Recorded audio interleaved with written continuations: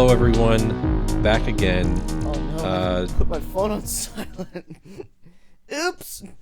This is Reviews from the West. Did you miss us? 89% of you on Instagram said yes. 2 of you said no. We'll find those 2 people who said no and do something. We'll drown them in cooking oil. I'm Victor Martin. I'm Nick McCann. And I'm Chase Biddle. So good to be back, guys. It's like we were doing this last Without year. any errors, it was just...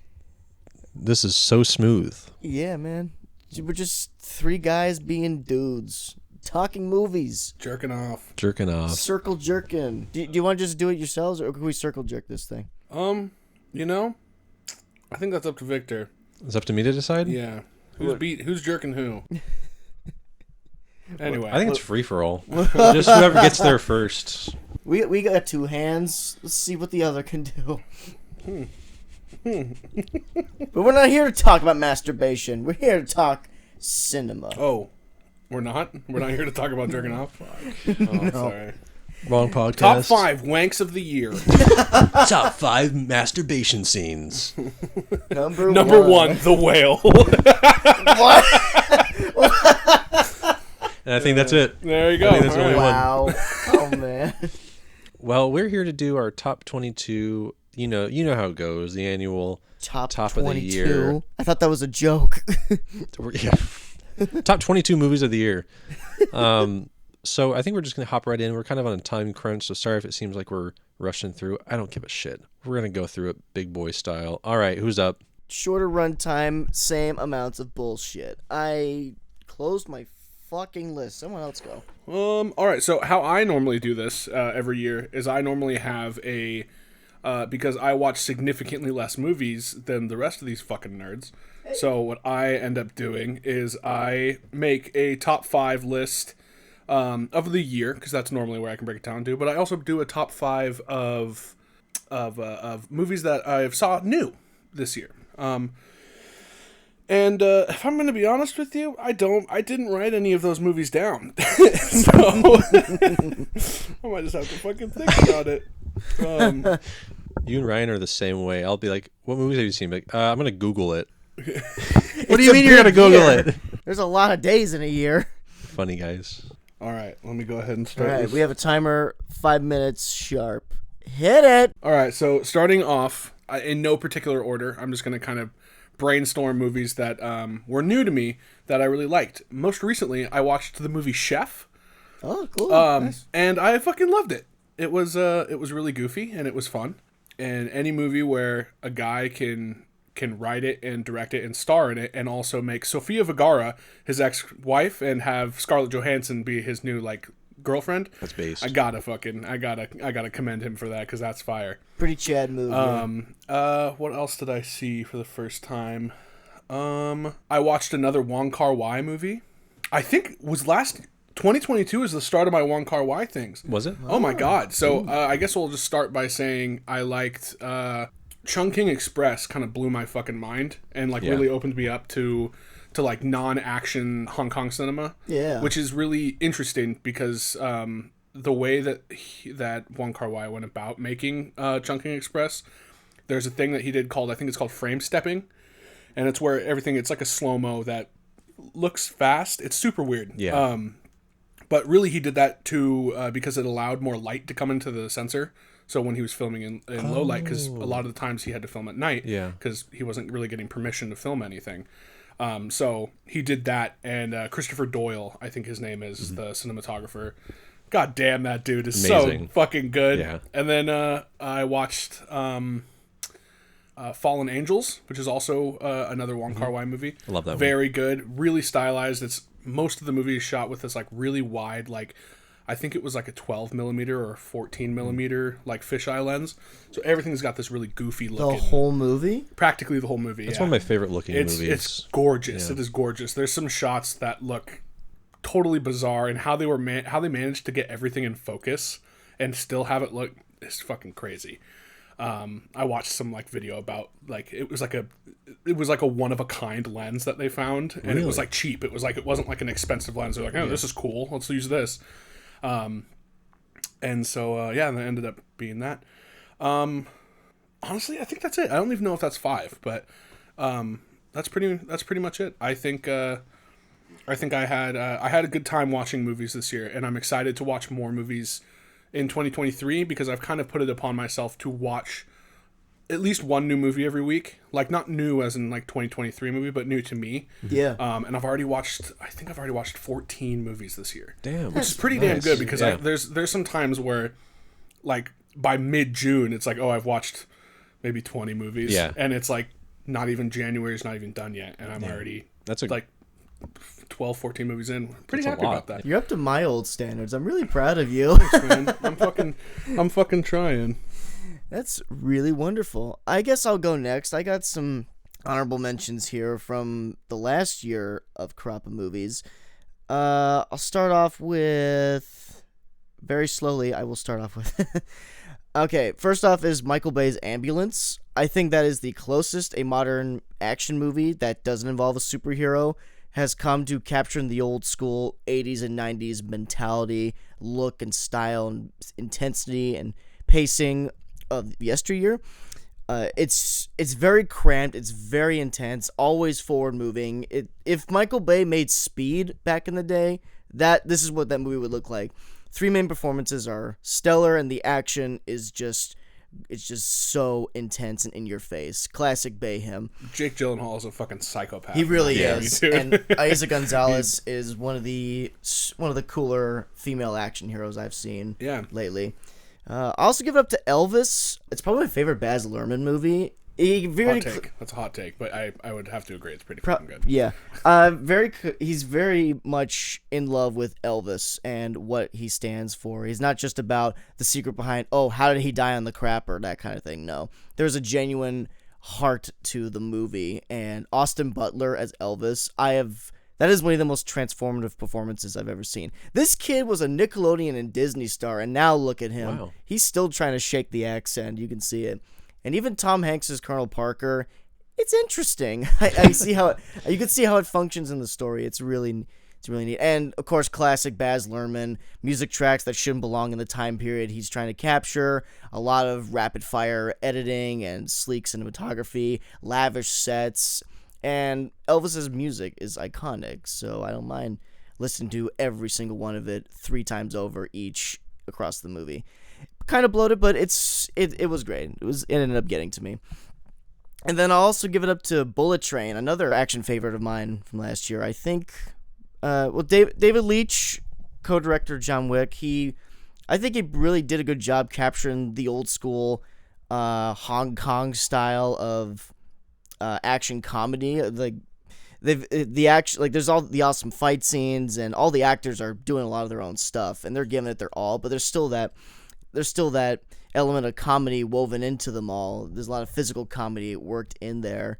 And again, this one also feels pretty old school in that just the concept is something you would see be like a summer release like 20, 30 years ago. Bunch of assassins on a bullet train, Tokyo to Kyoto, who's going to kill who, what's bringing them all together, that kind of thing. Sharp and witty dialogue, great performances, and just really entertaining fight choreography. The Bullet Train also did a good job too. What? The Bullet Train. The Bullet Train Yeah, itself, the actual yeah. bullet train itself was great. And then I also dug Glass Onion, Knives Out 2, Knives Out Mystery, whatever you want to call it. I didn't like it as much as Knives Out. I thought that movie did a little better job with its narrative and especially how it treated its characters. Agreed. And the social commentary was a little more subtle in the original or in the first movie, but this one was really entertaining. Daniel Craig loves this character, Benoit Blanc. He's just having the time of his life in this movie, as are the rest of the cast. Batista, Ed Norton, Kate Hudson. She still looks amazing. The Zwing. cinematography is slick. The sets are really fucking outrageous. They just go all in on the wacko 1%er type of vibe in the internet culture age kind of thing. And the mystery does lead you on for pretty good, but you don't quite know what's going to happen. Rian Johnson, I think, is still kind of stroking himself a little bit with this one, but it's still an enjoyable good time. I liked it. Cool. I think that'll cover my honorable mentions right there. And Victor? Yeah. I'm gonna. Let's see what I want to do here. Did you just do five honorable mentions? What did you do? Elvis, Bullet Train, Ambulance, and Glass Onion. I think it just did 4. Okay, I'm gonna pick some out of this. Let's do You only get 4. Jesus. Only 4. Clock's ticking, fella. I gotta give a shout out to Smile. Really? Yeah, this is one that actually really surprised me. It's not doing a whole lot new, but in terms of like what we're getting now in mainstream horror, this thing's actually kind of sick and kind of fucked up too and mean. It's a really rare instance of a horror film being really brutal and kind of, yeah, like I said, it's mean. I don't know. There's something really interesting about it. It's got a lot of cheap jump scares, but a lot of the scares are actually pretty effective. Unfortunately, the best one I think is revealed in the trailer. But it was a surprise. It's actually quite good, and it has some really good VFX effects, especially towards the end. Okay, yeah, the ending was pretty awesome. Did you see it? Yeah, I Okay. did. I didn't like it, but the ending was actually disturbing. That surprised the hell out of me. Yeah. So it's like I said, it's not original really whatsoever. But I thought, from what we're getting these days, it's a little bit refreshing, Yeah. in a sense. I mean, 2022 had a lot of great horror It did. movies. When I hear like The Black Phone was really good. That's the only one that really comes to mind. Yeah. Our buddy Ryan, who unfortunately can't be with us, I think he dug a lot of Ty West's double feature of the year, X and Pearl. Yeah. But, I'm just saying, like, in terms of for something so cliche to go really bizarre, that's what I dig about it. Ambulance, you were talking about it. It's just fucking a chaotic, wet dream. It's amazing. I loved it. Northman, it was pretty awesome. Pretty good. I think it's his weakest and his strongest at the same time, if that makes any sense. I don't think I ever need to really see it again, but I think it's a pretty good experience. And then, let's give it to, TikTok, Mr. Wick. geez Louise. TikTok. I thought Funny Pages was good. Now that I did not hear about. It's about this young kid who wants to be who wants to draw comics and be an artist. Oh, I wanted to fucking catch Yeah, that that one. was Good? it was really good. Okay, Yeah, yep. very simple. Kind of had a Safdie's vibe to it. That's what it looked like. It looked really low quality. Like, not low. Sorry, that's not what I meant. It looked really low budget. Yes, it was, and it was shot on 16 as well, so it kind of gives it a 16 very millimeter. yeah. So it gives it kind of a Home vintage movie. home movie vibe. Very grungy. Cool. Very funny too. Hence the title, Funny Pages. Can you believe that? Yeah. They really did something there. And Cha Cha Real Smooth. One of the worst titles of the year. Yeah, they made a movie out of the party song. This is by what's his name? Fucking oh god, how did I forget it? How did I forget it? What's his name? Come on, what's his name? Sloman McGamble. I'm right, aren't I? It's Cooper Raff. Oh, wow. He did one film the other year called Shit House, I really liked, and this one was also quite good. Very vulnerable and honest, and it's got Dakota Johnson in it. Oh, Shout out. And one guy's review of this made me really laugh. Filming yourself giving money to the homeless was the vibe that he got from this movie, and I kind of get it, but I still really liked it. It was a very heartwarming film, and he's just a very interesting director in terms of like the indie scene. Very honest and really lets himself be vulnerable as a male in the current age, Okay. and that's gonna be mine. Wicked. All right. Now, the meat and potatoes of this conversation. Real quick, are we doing top 5 or top 10? I'm gonna do 10. I'll do 10. All right. I prepared. I just added my other 5. Okay. Oh, okay. All right. I was looking through my letterboxd. I was like, You can make it I can happen. make it. All right. Who will go first? We'll just loop back around. We'll just have you start. Okay, I'll with start number it 9. off here. My number 10, as of right now, Sorry. we should probably start the clock over, yeah? Oh yeah, please. We have a system in place here, folks. This We're- system is badass. we're I gotta tell you, top folks. This professional is all state the of the time. art. My number 10 is Kimmy. It's an HBO Max original by Steven Soderbergh, who I think has a really good thing going with that company. Last year he did No Sudden Move, which I really liked. It was one of my higher up of top 10. There's a lot of greatness going on there. And Kimmy is also pretty good. It's a very simple thriller premise by David Koepp writing, and you have Zoe Kravitz as like a tech girl uncovering a conspiracy. And big bonus points, mostly why this is on the list, because Seattle plays a prominent role in the movie. It's the main setting. It's actually in the city. You look at the movie, all the exterior shots, it's downtown. You see like Columbia Tower, like Smith Tower somewhere in there. It's been a while since I watched the movie, but I recognize my city, and they're not fucking around. They're not saying it's Vancouver for Seattle. Right. It's legitimately in the city, and some people I know have worked on this movie, so that's really cool. And overall, it's just a very cozy, very nice, well-done thriller. Zoe Kravitz is great. There's some tense chase scenes. The mystery is really nice to watch unfold. It's very cozy, old-school thrills, which I really liked. And yeah, just Soderbergh's got a good thing with Max. It's too bad HBO Max might not be with us for very much longer, but yeah, at least we got a good movie out of it. Bazoinga. Bazoinga. Ugh. Work on your catchphrases, bro. I can't. I'm just kidding. I love you. Bazinga. Bazoin. Are we gonna Sorry, trademark. My bad. We're Sorry. gonna get in trouble. Oh no. My number 10 is Bones and All. Oh yeah. Bones and All is I very much enjoyed it. I think the idea of it for the general, I guess, moviegoers, it's going to be very surface level for them, and I don't think general moviegoers are going to really like it because it's really slow, and it's a really weird audience because it's not going to attract the horror people, or at least the horror people are going to go and they're not going to really dig it because the cannibalism isn't really. It's there, but it's not like that is the movie. The movie is cannibalism. It's really about these two like young adults who are trying to work through it's an addiction. These are addicts.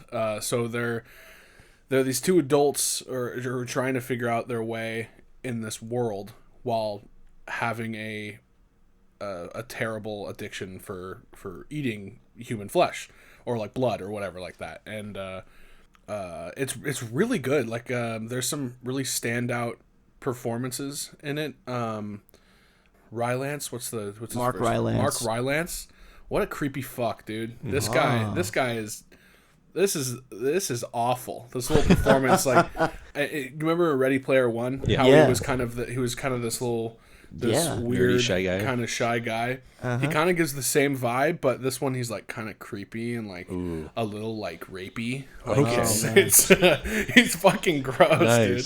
Chalamet does great because it's fucking Chalamet. Yeah. I forgot the lead's name, but Yeah, she does fantastic. I think this is one of Taylor her first, Russell. Taylor Russell. I think this is one of her first performances, if not her first performance, and it's really fucking solid. I like the fact that that Luca directed this one, and the last movie he made was Call Me by Your Name, and which had Timothée Chalamet and Armie Hammer, and Armie Hammer has now been blacklisted from Hollywood because he has a fucking cannibalism kink.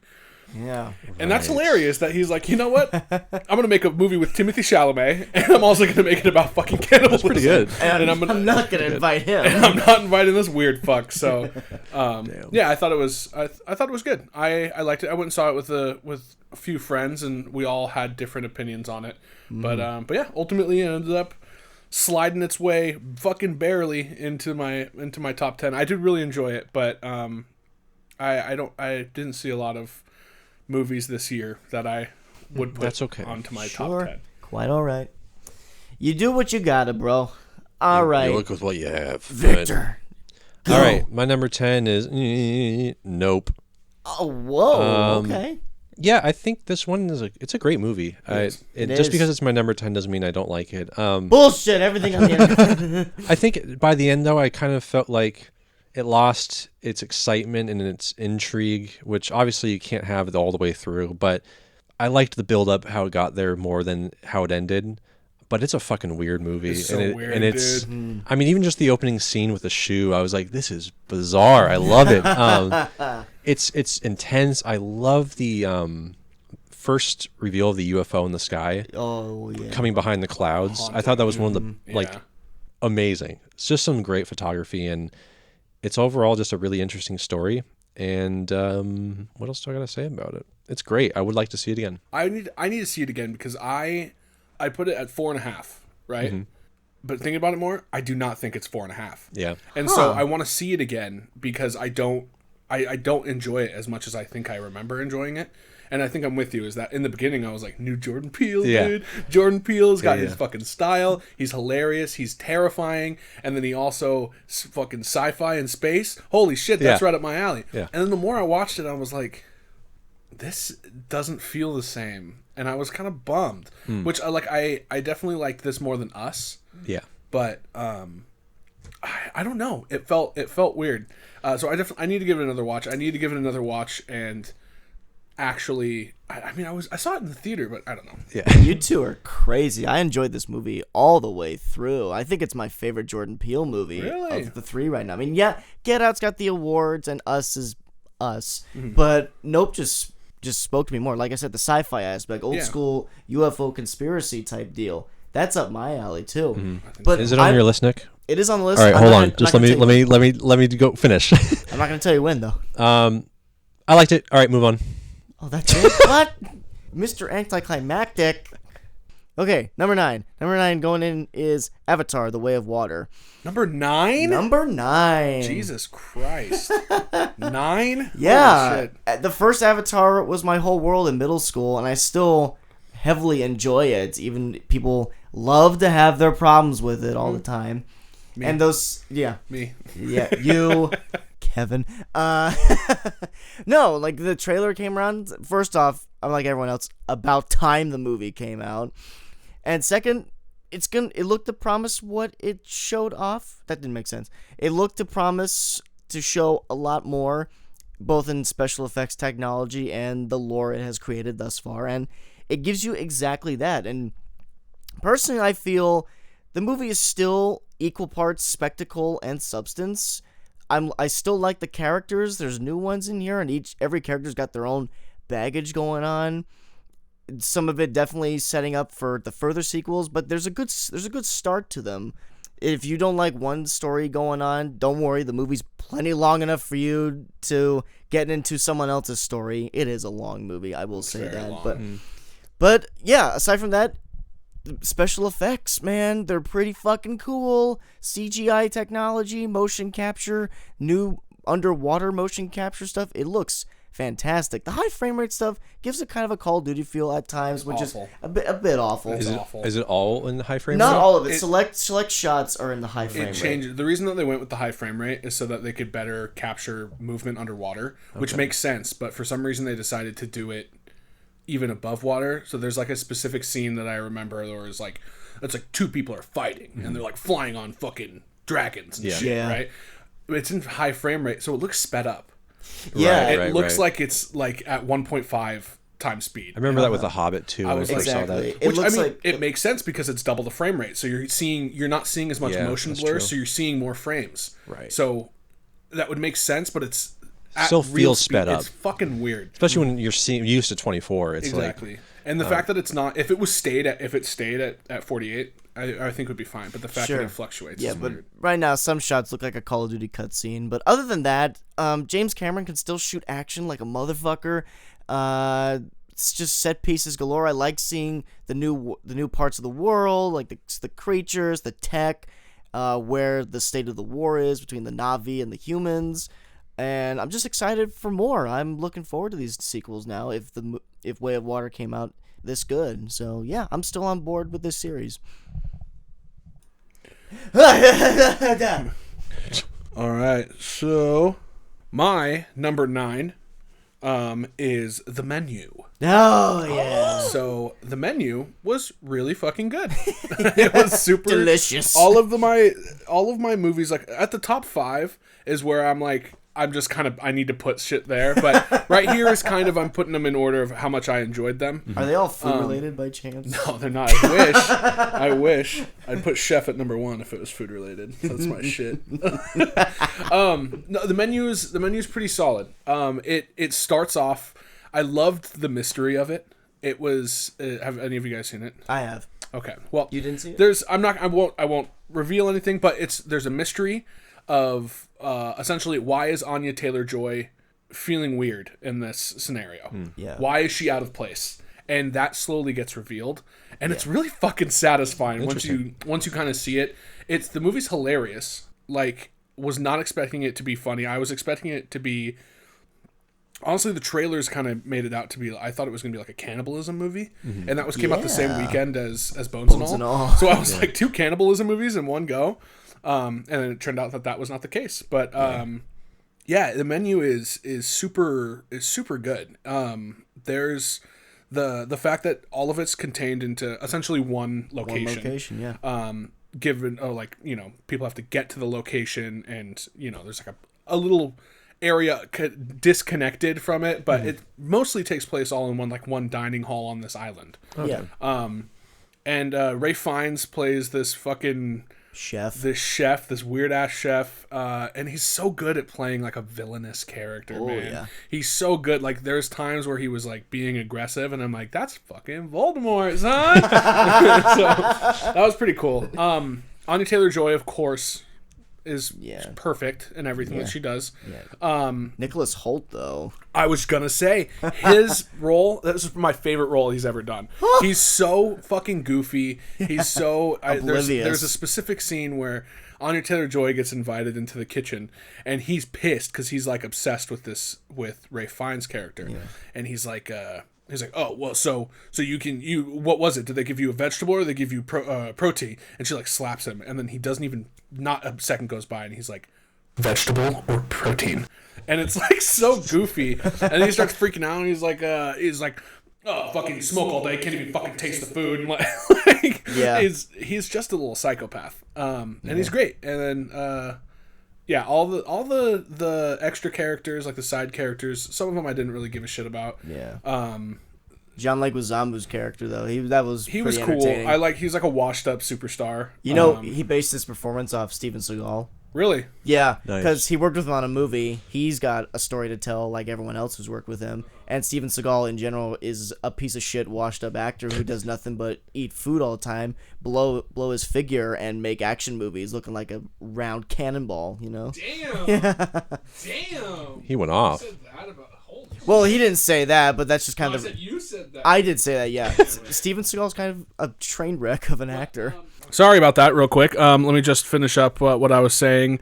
Side characters I didn't really care about, but the movie was fun. I really enjoyed it. I'm very happy, and I'm happy with where it's at. Cool. That's good. That's real good. And Mr. Martin, if you will. Yes, I will go next. I'm going to go with Everything Everywhere All at Once. Number 9. You're putting all the good movies in the back row. I am shocked at that. Okay. Okay, go on. Let's hear it. I love you, but that was a bad take. I feel like I could probably drop it to like my 8 or 7, but anything I think it's great. I think it's a lovely little film. Lovely film. Do I think it suffers a bit from Marvel syndrome? Yes. Was it produced by the Russo brothers? Yes. Who cares? Yeah, it was. Was it produced by the Russos? Yeah. Holy shit, I didn't know that. But the Russos are good, though. So anyway, it's a lot of fun. Obviously, Yes. it's heartwarming. It's got lovely performances. It's absurd as hell. And my girlfriend had a good time watching it. I left feeling very good. Like, it was had a good message. Some great scenes. I loved the Wong Kar-wai homages. Yeah. That was nice. I remember audibly going like, Yeah. I'm like, it's Wong Kar-wai. When he goes outside. Oh yeah. Gotta love that. That was bonus points. I would like to watch it again. It's really fun. And but I don't know. I think it is strangely a heartwarming movie at the end of it all. I'm tired of multiverses, and it still at times felt like it could have belonged in the Marvel universe. Something about it felt very like Marvel-esque. I don't know how else to describe it. I can't elaborate, but you haven't seen a lot of Marvel movies. You really I have. You seen recent Marvel movies? Yeah. What did you see? Thor: Love and Thunder? No, it just felt like He's an Eternals guy. That's what it is. No, I think it's an original movie, but something about it. How can I explain this? There's like a certain like visual identity or some vibe about the script. Just or a the vibe, story. just reminding me of like what a maybe not recent Marvel movies, but the same sort of quippy. I don't know. I'm lost. It's kind of giving a little bit of Deadpool humor, which is a little overdone. I would have to agree. There are some scenes where I was a little like, okay, but I guess I'm saying it doesn't feel as like completely original as I think a lot of people are saying it is. I think I'd probably have to agree. Yeah, but and this is high on my list. Oh, for sure. And I would have to agree. I was thinking about it at one point. I was like, this isn't as. After my second watch, I was like, oh. I started grabbing. I'm like, oh, that's from. Oh, sure, yeah. But yeah, I'll talk more about You're it. good. Absolutely. Yeah. But I'm not saying it's not a good or fun movie. I think it's a great time, and I mean, top 10. That's pretty damn good. You watch a lot of movies.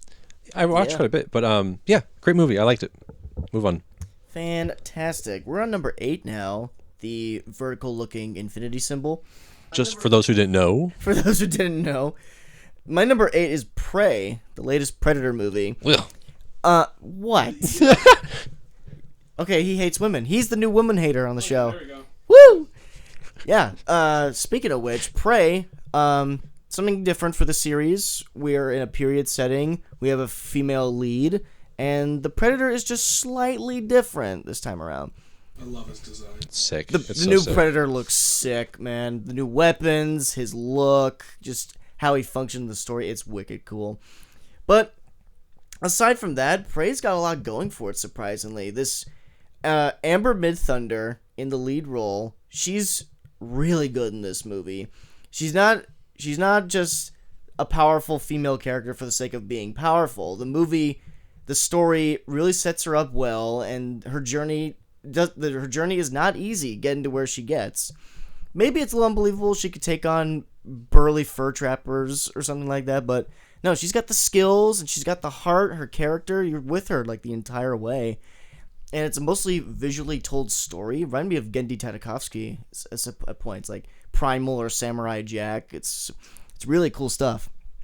And it's a gorgeous looking movie. I love Western frontier set movies. There's just like wide landscape shots, running with the bison. She's got a dog companion. That dog is mad cute. The dog survives, by the way. Thank The God. dog Thank survives. God. I'm not, no spoilers, but the dog fucking lives. It's so cool. Hallelujah. Many times where they're like, oh, are we gonna kill the dog? Oh, are we gonna kill the dog? Yeah. Some of like where it falls flat is like the side characters aren't as interesting. Even like the worst Predator movies have interesting side characters. This one's like she has her brother, and then that's it. The rest of them are just lining up to get killed. The mom is. Okay, the mom, yes, sure, that she's important. Mom's kind of like the driving force for her to be like, not just a mom. For sure. Like, you can be whatever you want, but maybe you should let your brother handle this. Yeah. Right. She's like, but I want to do that, you know. I think. Yeah. Mm-hmm. I saw it Yeah. in August, so I don't remember. Right. I'm just. What the biggest thing I'm ashamed of? It was a Hulu release. Yeah. I wish it was theatrical. Hulu. It could have functioned. But anyways, it's a very solid back to basic Predator story. It's survival. You're in the woods. You're being hunted by this thing. The action scenes are awesome. The special effects are great. Practical Predator, rock solid, as awesome as ever. And the music, I love the music in this. The same composer as the first Modern Warfare reboot. She does a great job.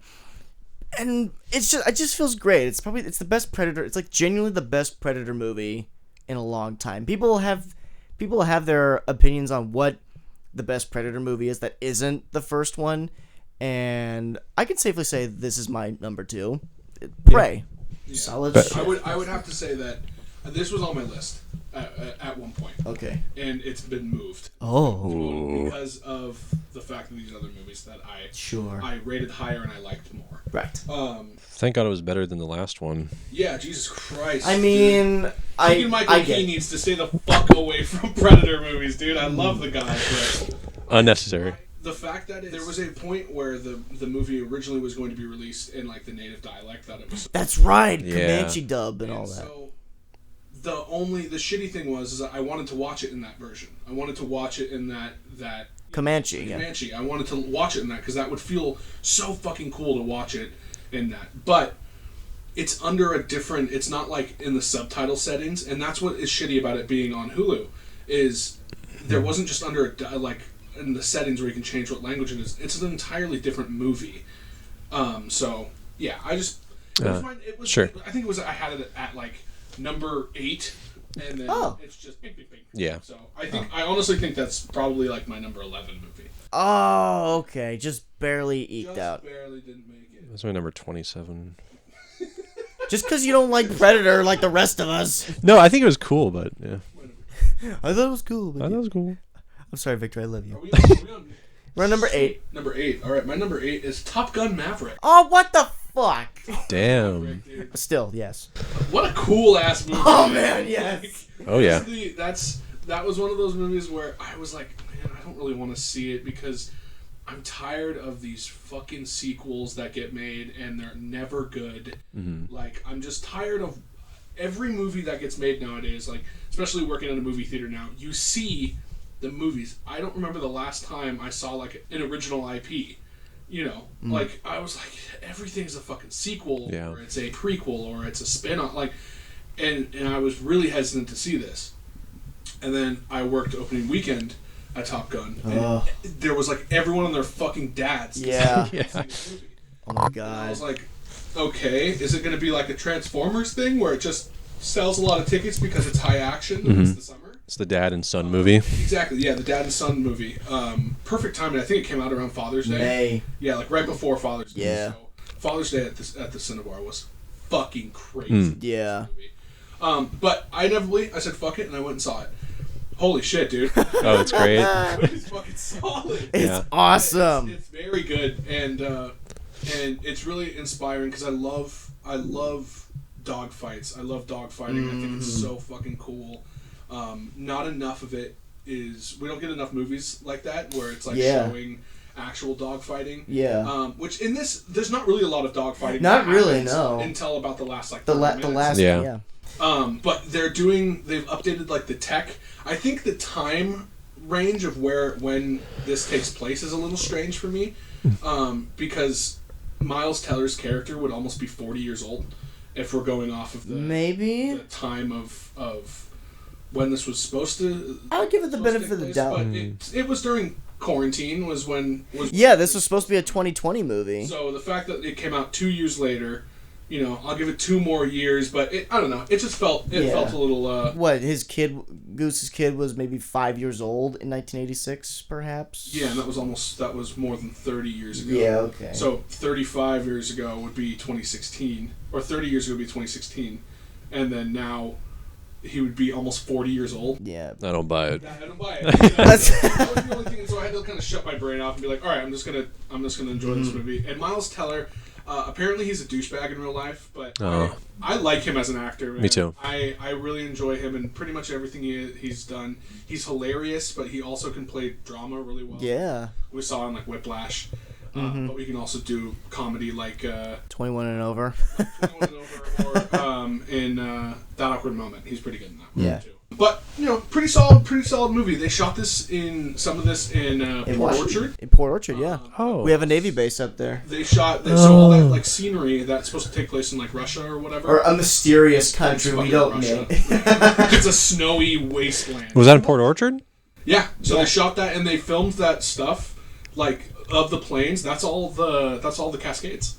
No way. Yeah. Oh, I didn't know Real that. jets, Oh. man. So Very you cool. Kind of see. I mean, you can't see that. Oh, I know where that Right. slope is. You know, but you can kind of be like, oh, that looks strangely familiar. We're a bunch of savages. We can recognize the hillside. But the practical flying of this, the fact that they were in jets when they were filming, Amazing. like regardless, they weren't flying it. Of course, they wouldn't let Tom Cruise fly a jet because Yes.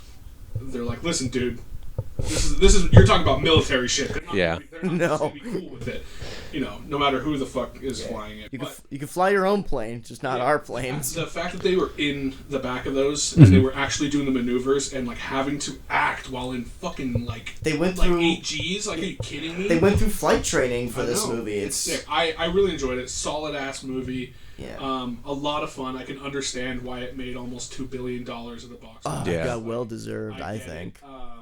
I'm tired of talking about it. I'm ready to talk about it for a while. But I definitely will be picking it up on 4K just because Oh yeah. it's such a fucking fun time, dude. If I could go on a slight tangent here.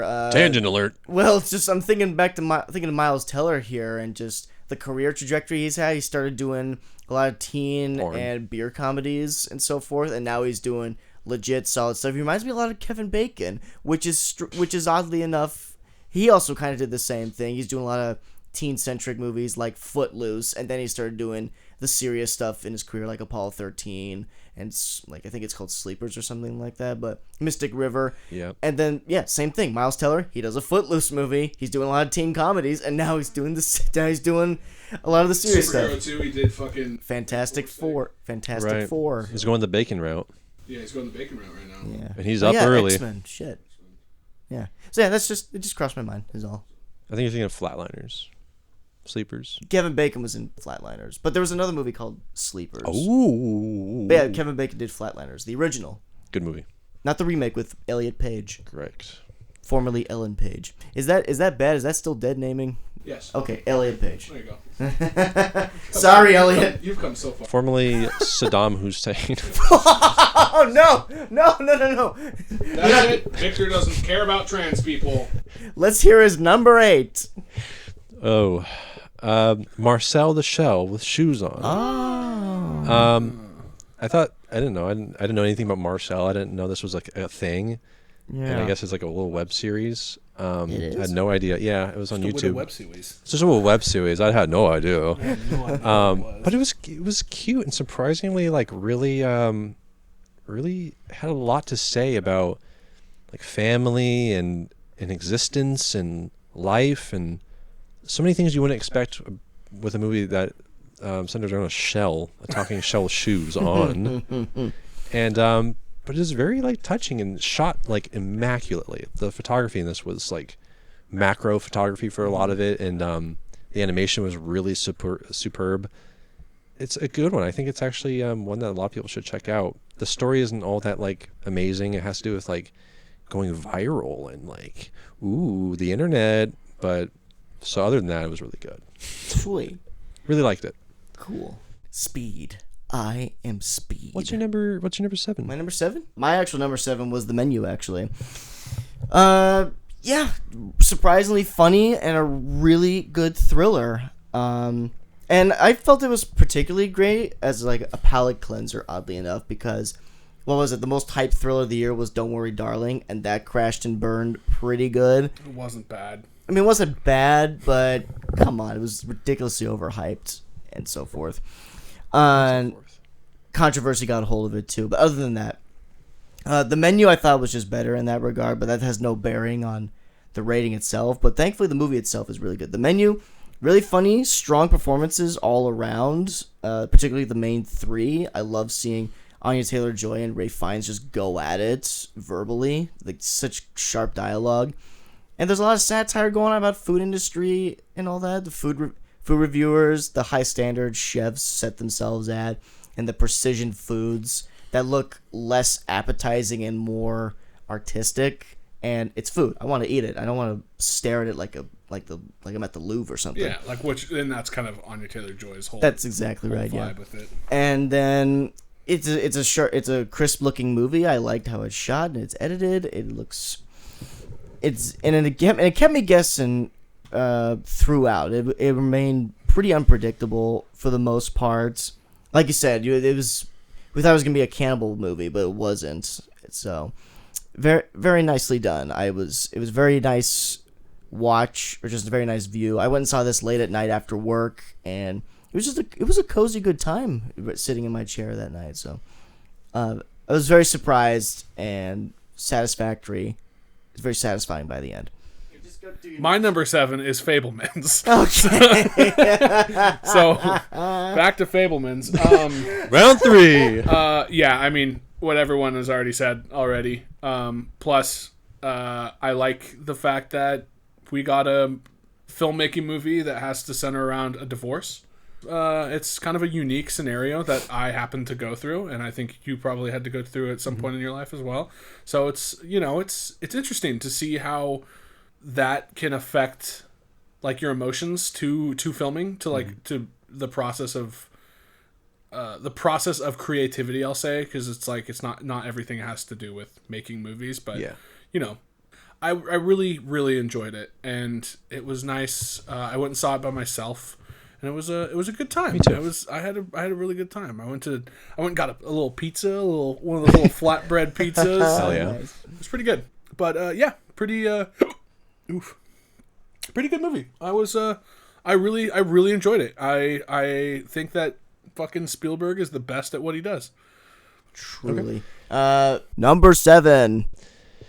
There There was no indie movie this year. I mean, this year, 2023. Jaws movie this The new Spielberg movie. Oh, the Fablemans? Oh, yeah. What else would I be doing all the Spielberg themes for, guys? What a dumbass bitch. I mean, we have a new indie movie coming out this year, so you confused me for us. all right. Sorry. The first Indiana Jones recently. You didn't like it? I got fucking bored. What? Raiders, you I'm a bored? piece of shit. Yes. You gotta try it again. Anyways, Fablemans, I'm not gonna have a lot to say about this, but I just love these kind of movies where they span over decades, or just a good set time of watching a character progress and their family and what they're into, and of course, based on Spielberg's life. Roughly, who knows? He's just a master at what he does, and it's just really, I don't know. The story was very good, Touching. and kind of heartbreaking, and as a person who has divorced parents, I totally get it, and preach. And I don't know. By the end of it, I was like, I want another hour of this. Yeah, right? God, Yeah. I would go to the end of the earth with this movie. Absolutely. Like, it I don't know. Something about LA too in movies. I fucking love LA in movies, especially like this era of LA, Sure. of California. Yeah. See, I'm the opposite. It's kind of a cliche to use LA. I'm not surprised why they keep using it. It's where the fucking business is. Right. But you start to see it so much after a point. It's like, shit, just find a new spot. I just love the sun. But yes, the sun, me too. That's what saves me, the sun. Exactly. But it's great. It's inspiring. It's I don't know what else to say about it. It's just really damn good, and also I love that he put Lynch in the end of it as John Ford. I thought that was amazing. That was one of my favorite comedy bits of the year, Yeah. right there. I was not expecting. I think I did hear he was gonna be in it. Yeah. I just didn't think At that this. point. No one else in my screening knew. Oh. And so I was the only one that was like, ah! So I walked in the room, and everyone was like, everyone was silent. Yeah, no one in my theater did either. Mine neither. Uncultured. I laughed because I'm like, here comes this fucking idiot. I'm just kidding. Yeah, you were. You know that? I've seen one of his movies. Actually, that's not true. I've seen one of his movies. Yeah, I've seen a couple. And that story that in the movie, it's a real story. That's exactly how. When he went to go meet John Ford? He met John Ford for real. Beautiful. Yes. It's yeah. Get the fuck out of my office. Actual quote. If the Spielberg. horizon is on the top or the bottom, it's interesting. If it's in the Yeah. middle, it's fucking boring as shit.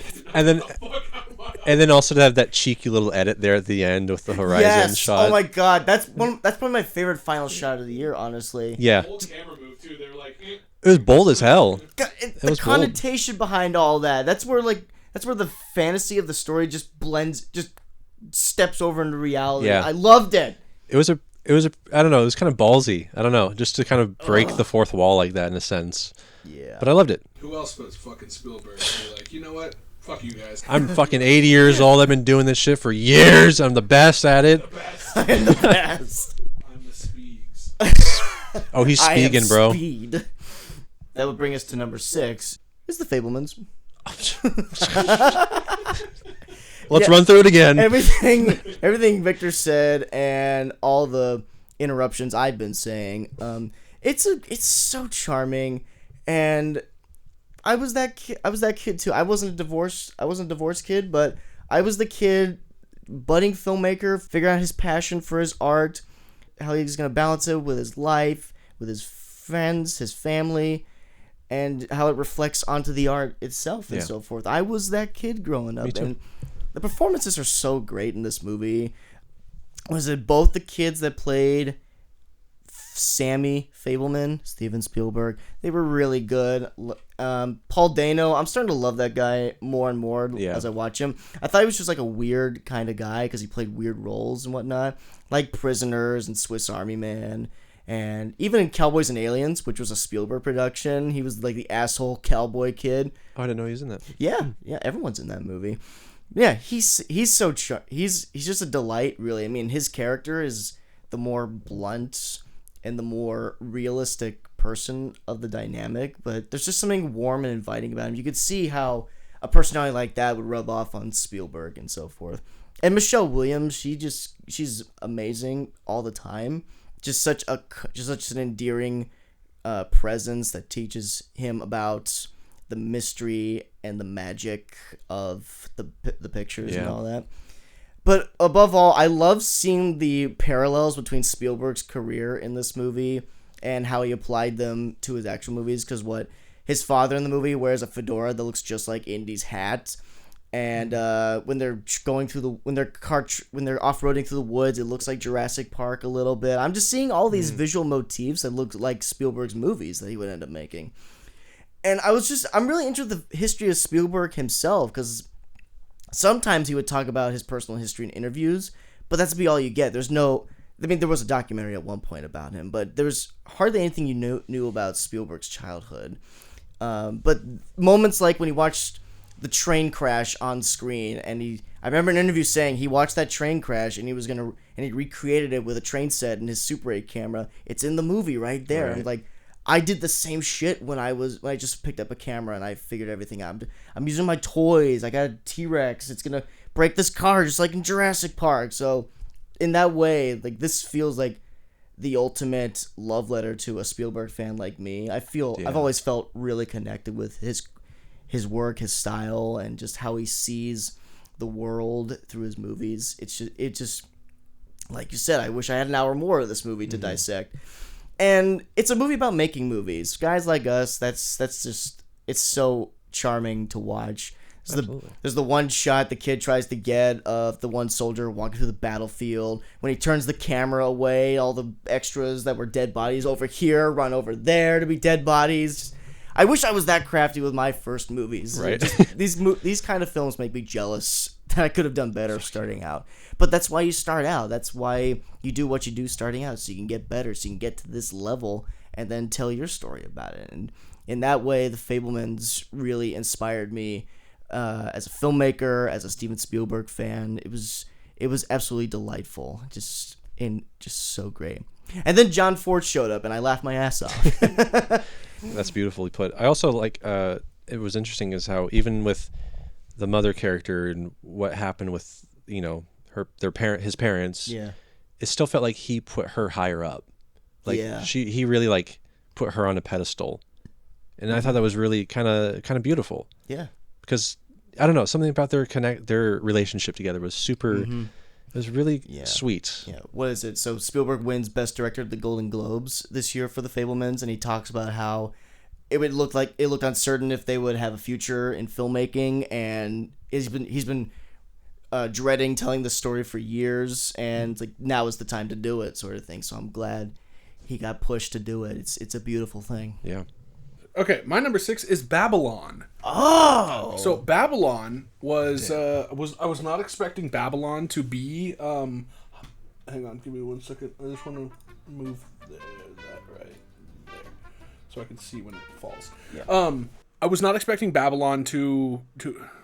I was gonna say I'm not expecting Babylon to make my list, but I kind of was.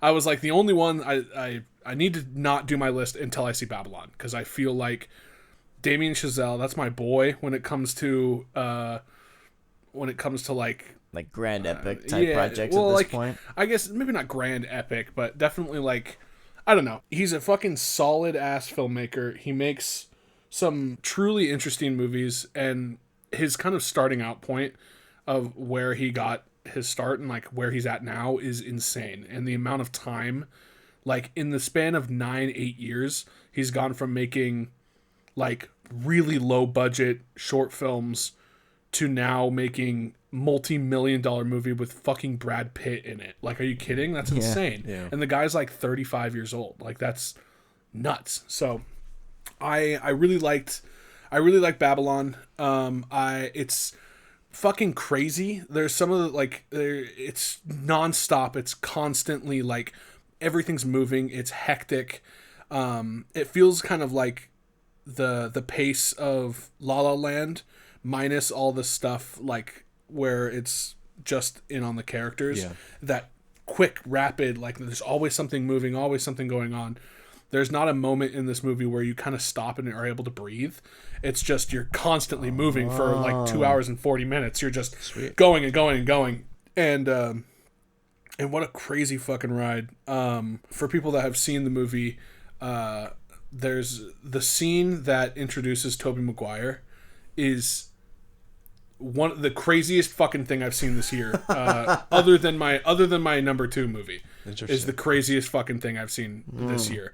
And it was just bonkers. Standout performances, obviously everyone did fantastic. The cinematography was interesting. It felt like how I shoot movies, where it's the focus of the movie isn't about the actual focus like of it is very floaty and dreamlike, and it feels like it's not always in focus. The focus is moving and breathing like you're there in the scene. Yeah. And so that felt good. It was cool to see like a big budget movie have kind of the same kind of indie roots of just someone trying to focus a camera, and it's I don't know, I enjoyed it. That's but nice. I've seen a lot of people not enjoy that. Yeah. But me personally, I really liked it. I was like, whoa, this is fucking weird. Okay. So, yeah. You convinced me a little bit, because there's a lot of talk going on about this movie, and I thought like there might be an element of that Gatsby energy going on too. I think The Great Gatsby is good and all, but this is like if Great Gatsby was like rated R.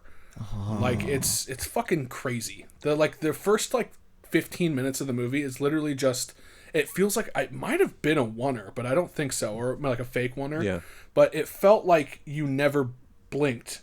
Like you were staring at this thing and the thing's just moving the whole time, and it's just like you're going through a party. And it's like the craziest fucking party I've ever seen in my life. Like people literally like having sex like in the middle while everyone's just kind of like jumping around and dancing. There's like elephants and shit. It's fucking crazy. Interesting. Damn, Crazy ass didn't miss movie, it. dude. I'm there. I'm going now.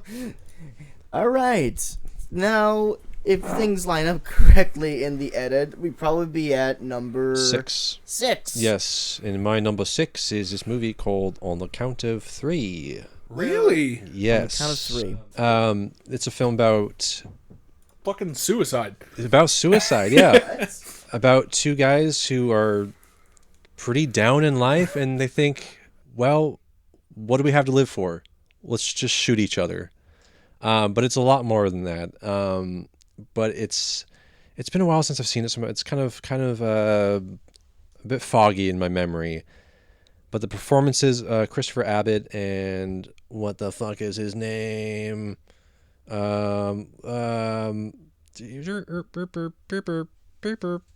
Jared Carmichael. He's also the director. Jared Carmichael. No, it's just really, it's funny, it's dark, it's sad. The performances I just think were like the standout part of it. And just films about 2 characters are always like a duo character, like a duo. Yeah. That's always just entertaining. The And buddy movie. The buddy film. Yeah, this is definitely a buddy film. Yeah, Let's certain kill each kind of other. buddy. Okay.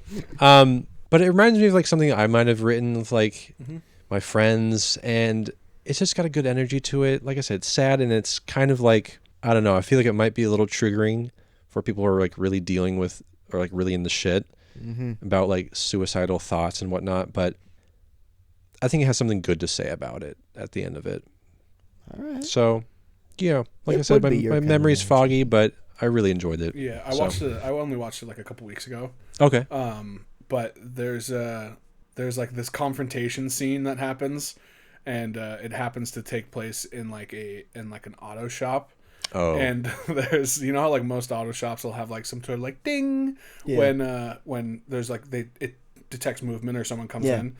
Well, there's this like fucking fight happening, and instead of like a normal ding, it's like one of those talking basses. And so every time there's movement, the bass would just like and start like That's right. I know it was intentionally supposed to be hilarious, but Yeah. it was fucking funny. Yeah. And this one almost made my list too, but I didn't. I think I went into it with higher expectations and was kind of let down Sure. from Makes it. sense. But I did really enjoy it. I thought it was pretty solid. But yeah, Yeah. Wicked. That Depresso fish. Espresso Theater. Dark comedies are Dark comedies. are Yeah. great. They really are. Okay. Number 5. From here on out, we're halfway through the list. We're still together mentally and physically. Hey, do we have to? If you notice a difference in sound, sorry. We gotta switch to Discord. We switch back to Discord, my arch enemy. So number 5. Number 5. Alrighty, here we go. I'm going with the Banshees of Inisherin. no, the Banshees of Inisherin. Oh, Banshees of Inisherin. The Banshees of Ed Sheeran. Oh no, he is a banshee. He is. So I really, really liked this one. It's very funny. Thank God it's so funny because it's a kind of a sad, dark movie. Martin McDonough. He's done quite a few dark comedies in the past, and I think this is one of his. This and Bruges are his best films. Yeah. It's just great. It's very funny. Colin Farrell, Brendan Gleeson, Barry. I don't know how you say his last I think name. it's Cogan. Keoghan, Keoghan? Yeah, Cogan, whatever. the kid from Dunkirk. Yes, literally everyone in this film is like pitch perfect, but especially the two leads. Just this, it's kind of another duo story, two characters dealing with something. And in this case, one of them doesn't want to be his friend anymore. And one of them and the other friend's just trying to figure out, why not? Why don't you want to be my friend? What am I doing wrong? I thought I was such a nice guy. Like, what's wrong with me? And so he's trying to, grapple with this new problem he's having. And it's just really funny. It's really good. And the writing is superb. The cinematography is awesome. I really enjoyed it. I don't have much to say about it, but I was really, really digging it. Yeah, it's a lot darker than I was expecting it to be. Mm-hmm. Like a lot darker, and it's a lot weirder than I was expecting it to be as well. Yeah, that's what I was thinking too. Get to a point where the stakes are raised and Like, it's like really fucking high. like really raised, and it's you're like, wow, that's the route we're going. Okay, but I think it was very absurd, but in a good way. Yeah. But let's see, do I have anything else to say about it? It looks like a very quiet and patient movie. It's definitely low key Yeah, Yes. definitely. and dry. The humor. I mean, there's some yeah. parts that are like obviously comedic, but like Barry's character is fucking. I've never seen him so transformed in a role before. He is like he just becomes the character. Yeah. He knocks it out of the park. His character is amazing. He seems to be a pretty transformative actor in the last few years. Like he's a pretty Yeah. ordinary kid in Dunkirk, and then he pops up in the Chernobyl series at one point, and I think he worked with that Yorgos director you guys like. Killing a of lot. a Sacred Deer. Yes. Yeah, He's also in Batman. Really? Oh, I'm not going The to tell Batman? you what, but yeah, he's in Batman. The Batman. Uh-huh. Oh, cool. Okay. so yeah, all around great performances, great script, really good script, and there's a donkey in it, and it's very cute. Jenny is the name of the donkey. Jenny. So yeah, definitely check this one out. It's the year of Colin Farrell. Oh, I think yeah. so, yeah. He's been in I think 3 films this year, 2022. Yeah. He got his Golden Globe for this one. Oh, yeah, because he did After Yang or some shit like that, too. Oh yeah. After Yang, right, and then Batman. Yeah, he was in the Batman, yeah. Yeah, good for him. Good for him. So that's my number 5. I've been a Colin Farrell champion since I think SWAT. I've always loved that guy. The guy's eyebrows are just like God. Legendary. Some of his expressions in this movie are just like too good. He's such a good character. He's got like a unibrow or something in this movie, doesn't he? Just about. He's got some caterpillars. He's just got some bushy brows on him. Just bushy brows. He's got like good. he's got the look of sometimes of like a child. Yeah. Like his expressions are like he's got like childlike expressions, which is really good in this case because the character is supposed to be kind of, I wouldn't say immature, but kind of immature. Yeah. He thinks he's really nice. He's afraid that he's a bit too dim. Mm-hmm. But everyone's like, no, you're not. You're nice. You're like, they keep on. He keeps on going. Well, Colm says I'm dull. Am I dull? Colm says I'm dull. Yeah, it's good. Good stuff.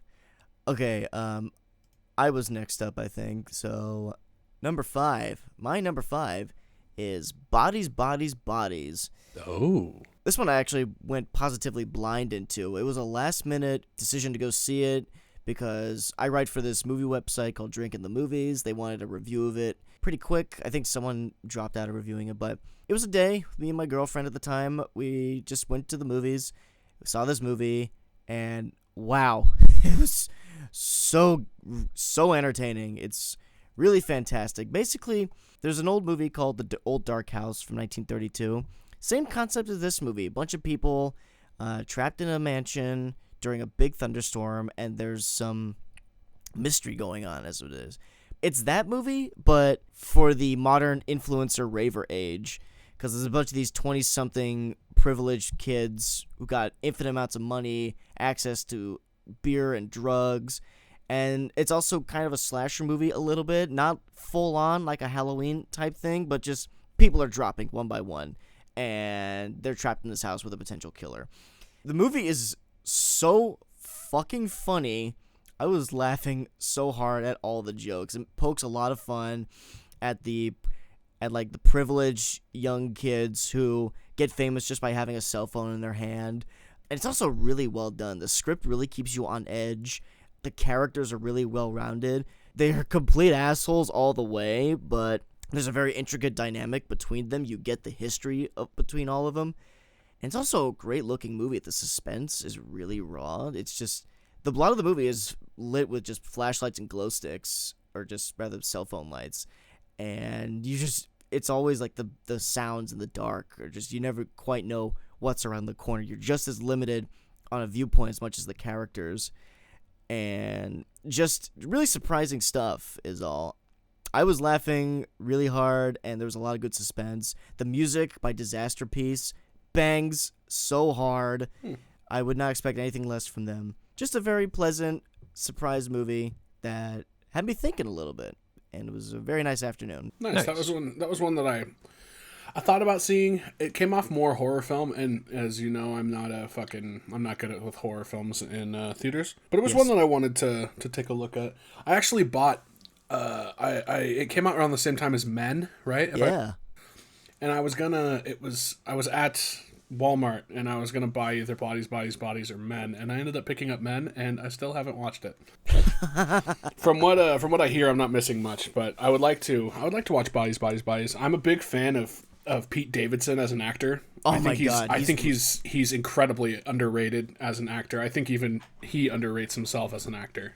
Yeah, I mean, he kind of looks like a space alien, but yeah. he gets a really funny role in this movie. Just like he's like the king asshole in this group of assholes, which is great because he plays that role well. I mean, I think 2021 he was in 2 movies where he kind of plays like a man child, and oh my god, he was so great in that. I think as the giveaway we did a year or 2 ago, my movie that I did was King of Staten Island for the giveaway, and that was one of my favorites a couple years ago. Very very good movie. I absolutely loved it. Mm-hmm. Yeah, I was pleasantly surprised. It's definitely a dark comedy mixed with a thriller. Some people call it like a modern day Scream, and I get why, but I think it's its own beast. It's doing its own thing really good. It takes a pretty old school and classic concept and updates it for the modern age really well. Very sharp humor, well-rounded characters, and good suspense. Keeps you on your toes minute to minute. Nice. Okay, Chase, number 5. So my number 5 is actually Avatar. Oh, So way up there. Okay. I guess Avatar, Way of Water. Yes. I absolutely love this movie.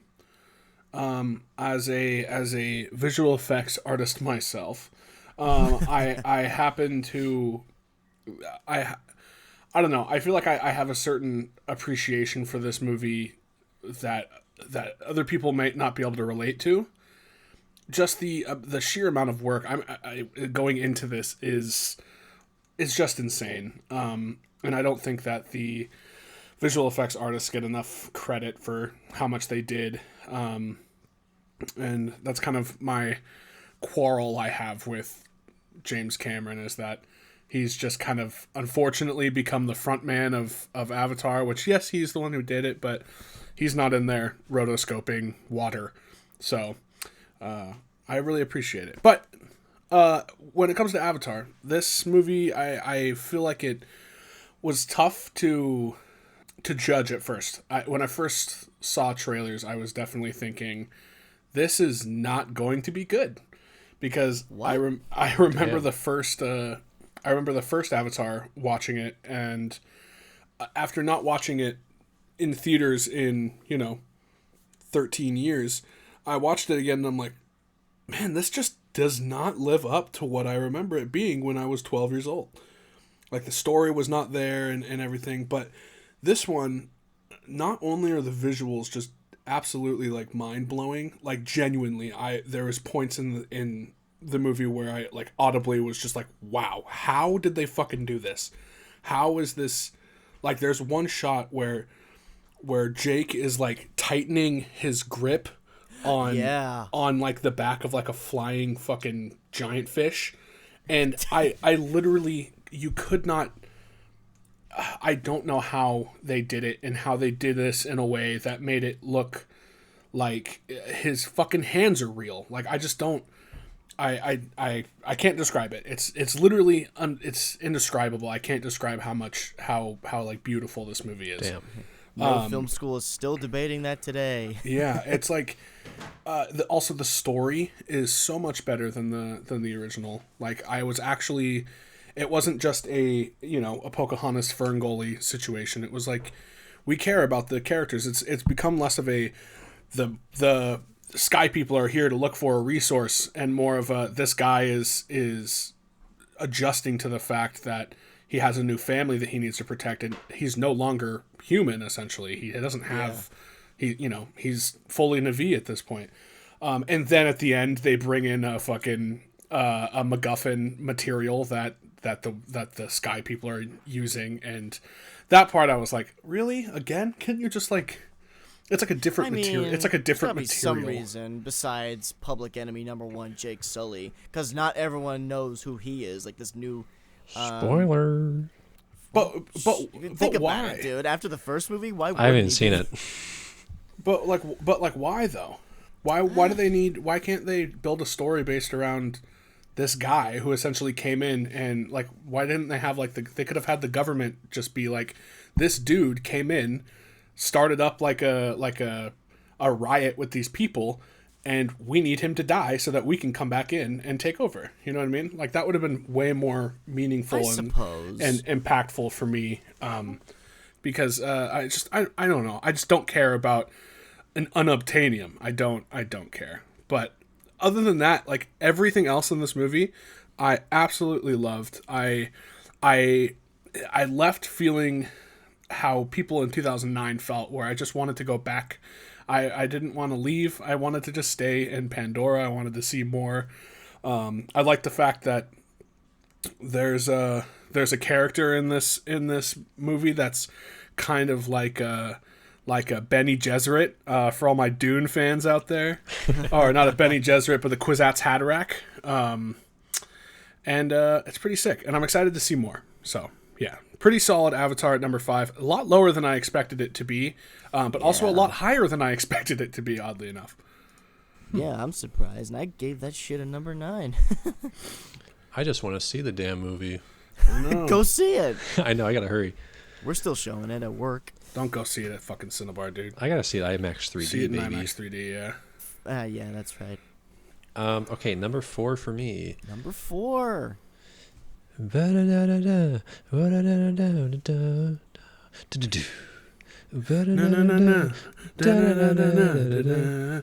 What? Top Gun Maverick, shit. Tom Cruise, Tom Miles Cruise. Teller. Yeah, what a damn cool movie. That's fucking cool, dude. This is shit. What? The side of my computer fell off. Oh, no. This We're is good. shit. This is a movie where like I didn't really expect to care that much about it. I like Top Gun, the original. I was like, okay, a sequel, sure, but I just felt so good watching this. This is like the quintessential summer blockbuster, but it's more than just like, it's more than just action and technology and the greatest, the state of the art CG. It's like, it's got that heart in it and those characters that like are just the backbone of the story and really carry it to the end. Of course, there's like awesome dogfighting scenes and some really great intense action. That like the main set piece is so good. And like I actually felt like I'm usually not one to like be invested in like fight scenes. The last one I can think of was The Last Duel, where I'm like, holy fucking shit, like this is real. Like this is serious the last shit. Fight in the Last Duel is Yeah. fucking insane. and this one too, like I was like, holy shit, like, maneuver, dodge, like get out of the way. Like I was so into it.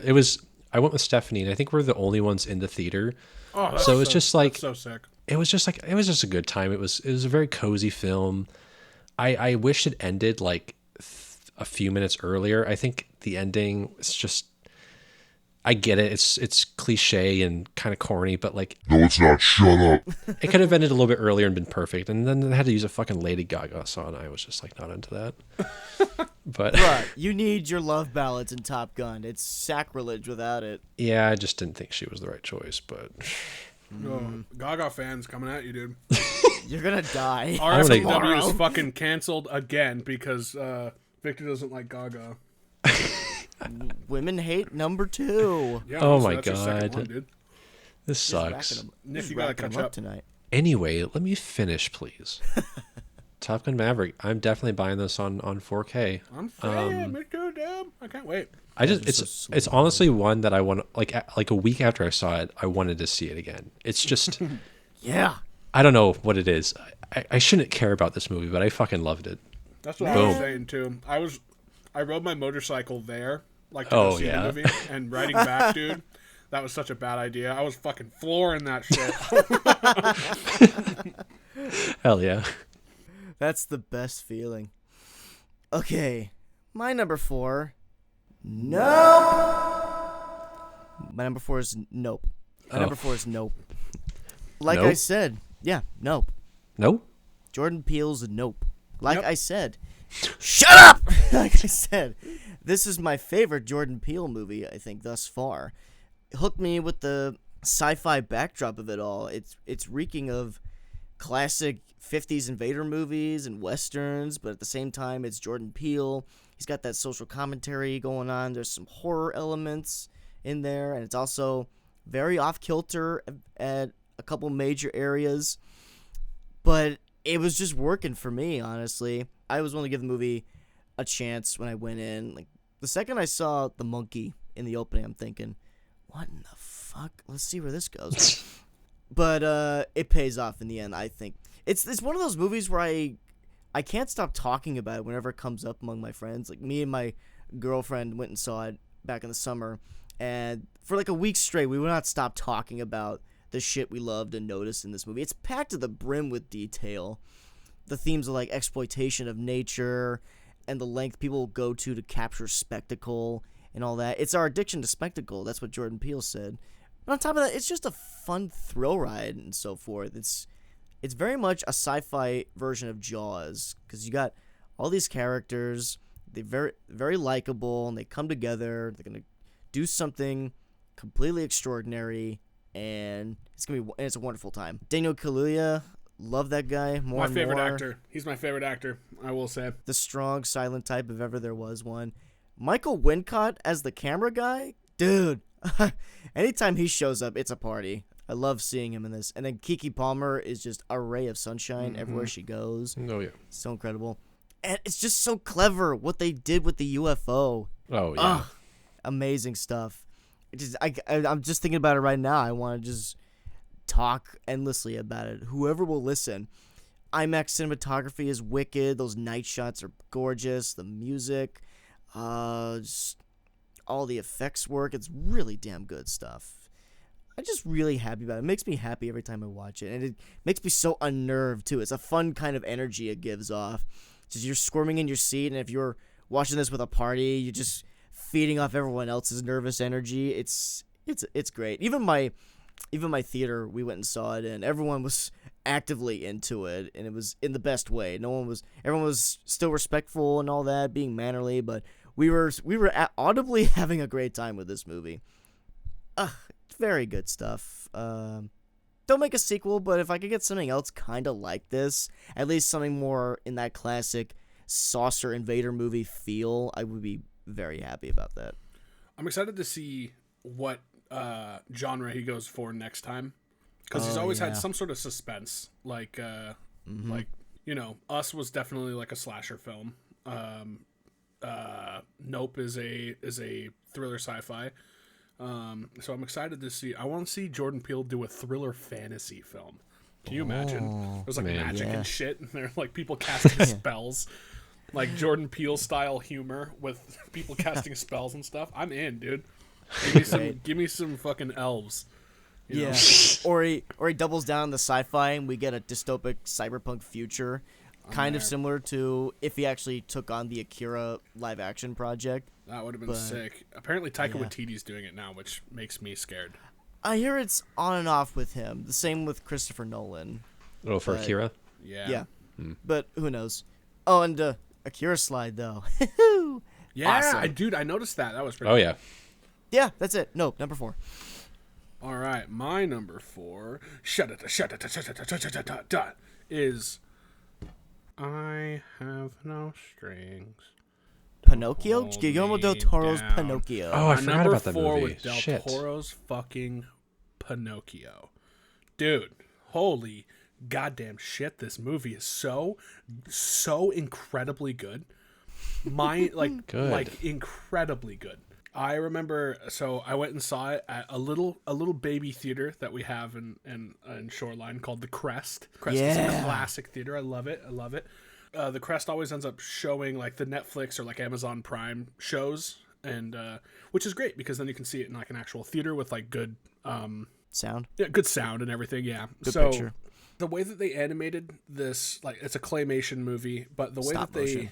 stop motion. The way that they made the models, they look like they're made of wood, and it's kind of crazy how they were actually able to, because I mean Pinocchio is a boy made of wood, like that's just his thing, but the way that they were able to make it look, and it doesn't feel like a normal like this feels so different than like a Leica movie, which not saying that Leica is bad, but this is so much more. I don't know. It feels more mature, which it is. Mm-hmm. It's supposed to be for, I guess, older audiences, not like young. But this doesn't have the same feel as something like Kubo. Mm-hmm. It's just gorgeous. The film is gorgeous. The story is so sprawling, so much more sprawling than Disney's Pinocchio. It's so, and it has enough of that Del Toro where it feels like fucking sometimes it just feels gross, just like and grotesque. Yeah. And it's just, oh man, it's so good. I could talk about it all day. They get rid of some of the Americanized for kids tropes of him, like, oh, if you're a good boy and like you can be a real boy, and it's like they get rid of it, and it's like, okay, Pinocchio, if you wanna keep misbehaving, then we're just gonna fucking kill you. And that's What? And that's the thing, is that this Pinocchio has a limited lifespan and he just keeps fucking dying. And it's amazing.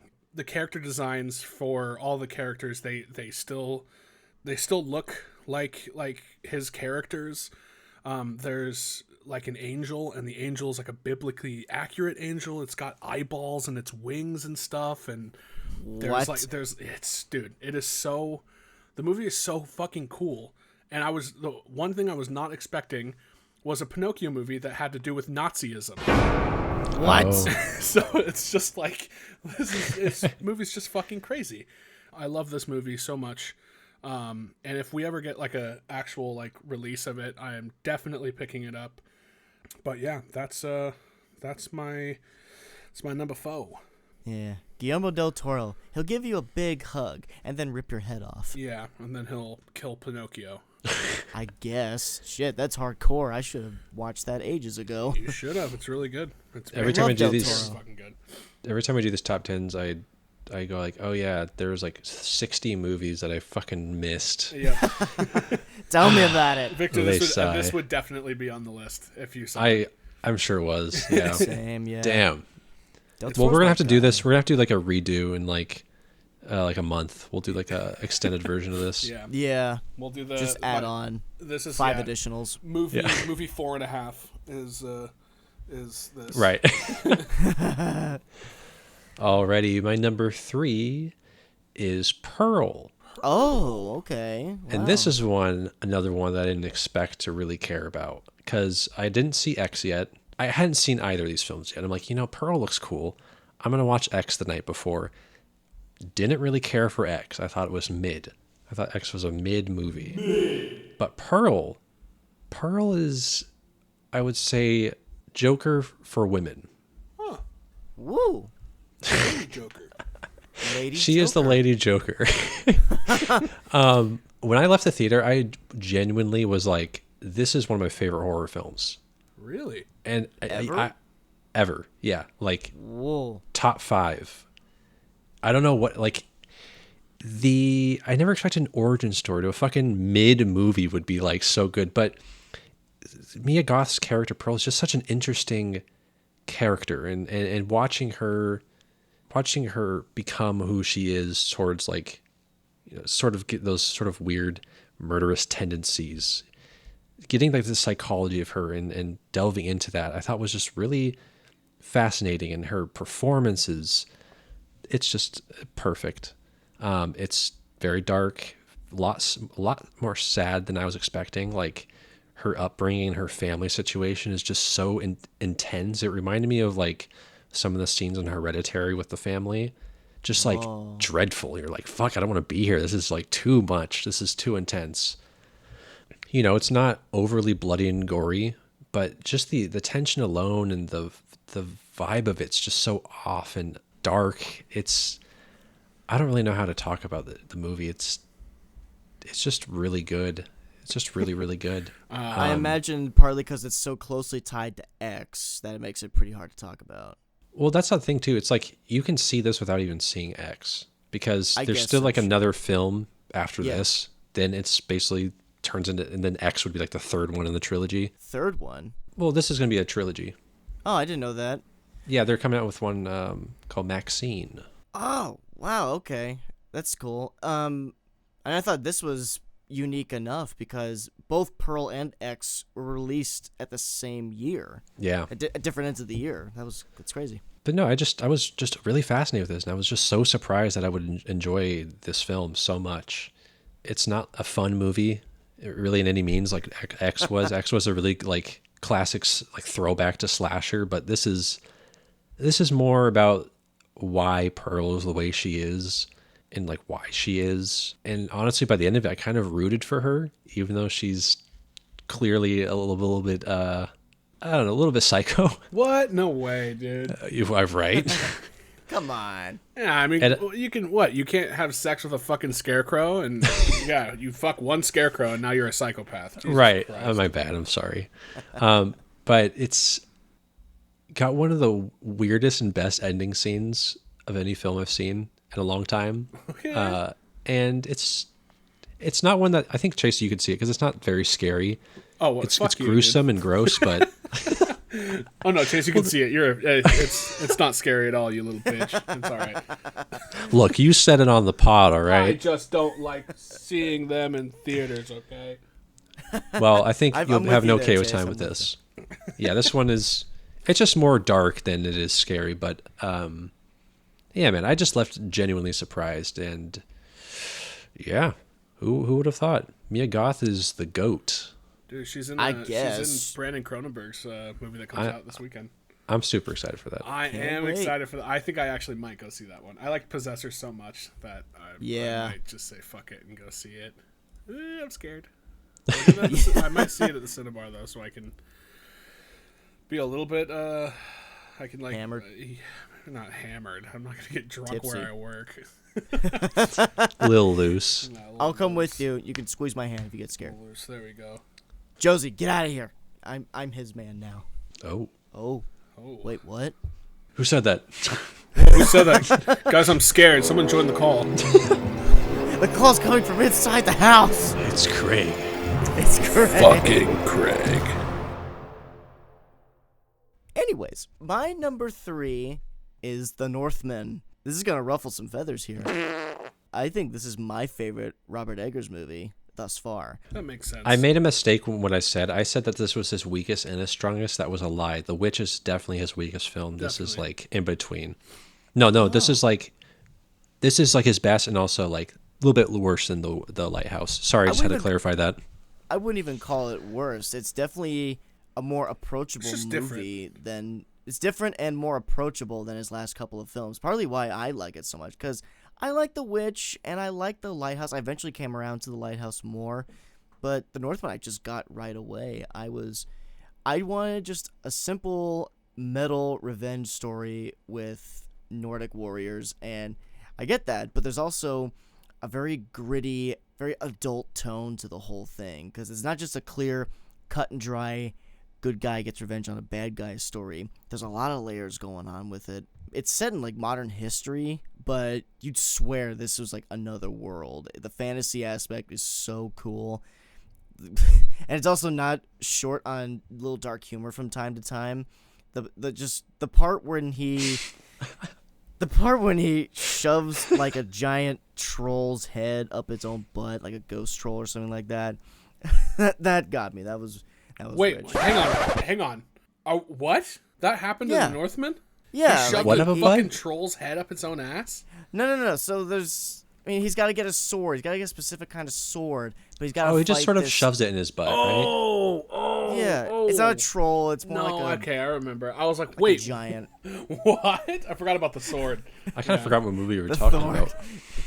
The Northman. Right. God dang, guys.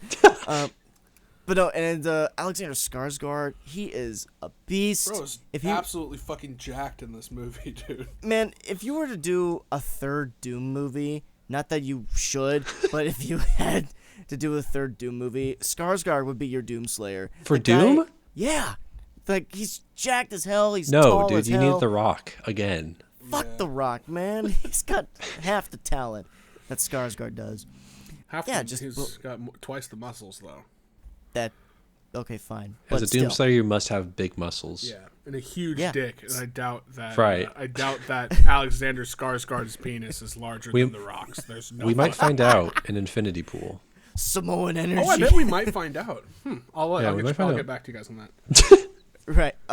So he's great. Anya Taylor-Joy, my celeb crush, hotter than hell in this, and it would just not be right if she wasn't covered in blood at some point in the movie. So that's cool. So you're saying women have to be a certain way in order for you to... No, Accept them? she has got like a thing going on. It's a motif. Nicole Kidman, I was a little surprised that there's like a layer to her character. Just ugh. I love her line where she's like, we come to the movies... What is it? How does it go? Yeah. Because heartbreak feels good in a place like this. Yeah, I love that line in that film. That was a good. That was a pretty good. great. That was probably one of my favorite parts of the movie as well. Yeah, it just felt like home, you know. Yeah. Sorry. But brutal action scenes and just great filmmaking. Eggers just knows what he wants to put on screen and how to capture it. Very solid stuff, and the attention to detail, the production design, how historically accurate. The painstaking detail they went to, just incredible. There's no one like him right now as far as a true artist and like a craftsman for film, you know. And I was just vibing with this from the get go. It just filled me with like a giant amount of testosterone. I just wanted to pick something up and chop a tree down. I don't know. Yeah, my favorite Eggers movie thus far, The Northman. Sue me. Sue me. Because you guys like his other stuff better and all that, and that's fun. No, I think I like this almost on par with The Lighthouse. I actually, okay. I really did not mesh well with this movie, honestly. Okay. I thought, because I went in wanting something, and I left not getting that. And it was a little bit of a bummer. But you know what? I like the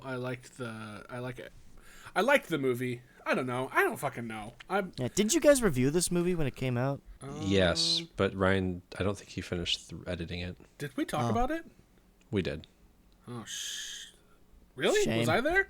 Yeah, you were there. It was the three of us. What the Ryan, fuck? can we get a status report from you on this? It's just been too late. It's never too late. All right. Well, my number 3 movie is The Batman. Oh. The Batman. You know why I have these I don't scars? know why I can't come. She doesn't let me. I'm so built up, I can't. I'm bricked up. Do you want to know why I'm constipated? So True. The Batman. The Batman, to me, is one of the fucking coolest comic book movies that we've ever gotten. It is so dark and so brooding that you almost want to like scoff at it. But once you just let it kind of take you over and you're like, oh yeah, it's like, I think of this is going to be really fucking weird. You got to watch The Batman the way you'd watch a musical. You go, why are they dancing and singing? They're about to fight each other. This is weird. And this one, you're like, okay, why is he wearing eyeliner? And why is he standing in the rain and monologuing? This is weird. And then eventually, like 10 minutes in, you're like, nah, I'm fucking into this. And it's so good. It is so gritty and dark. And this feels more like Gotham than Chris Nolan's Batman. Chris Nolan's Batman was just fucking Chicago. His Gotham was just Chicago, and then at one point even Hong Kong for some fucking reason. But he went to Hong Kong. He didn't. That wasn't Gotham. I know. That's what I'm saying. It's fucking weird. Why did I make a Batman movie where he goes to Hong Kong? Right. That is strange.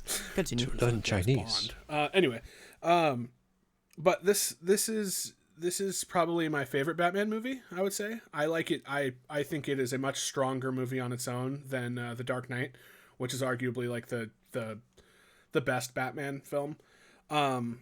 This just feels so good.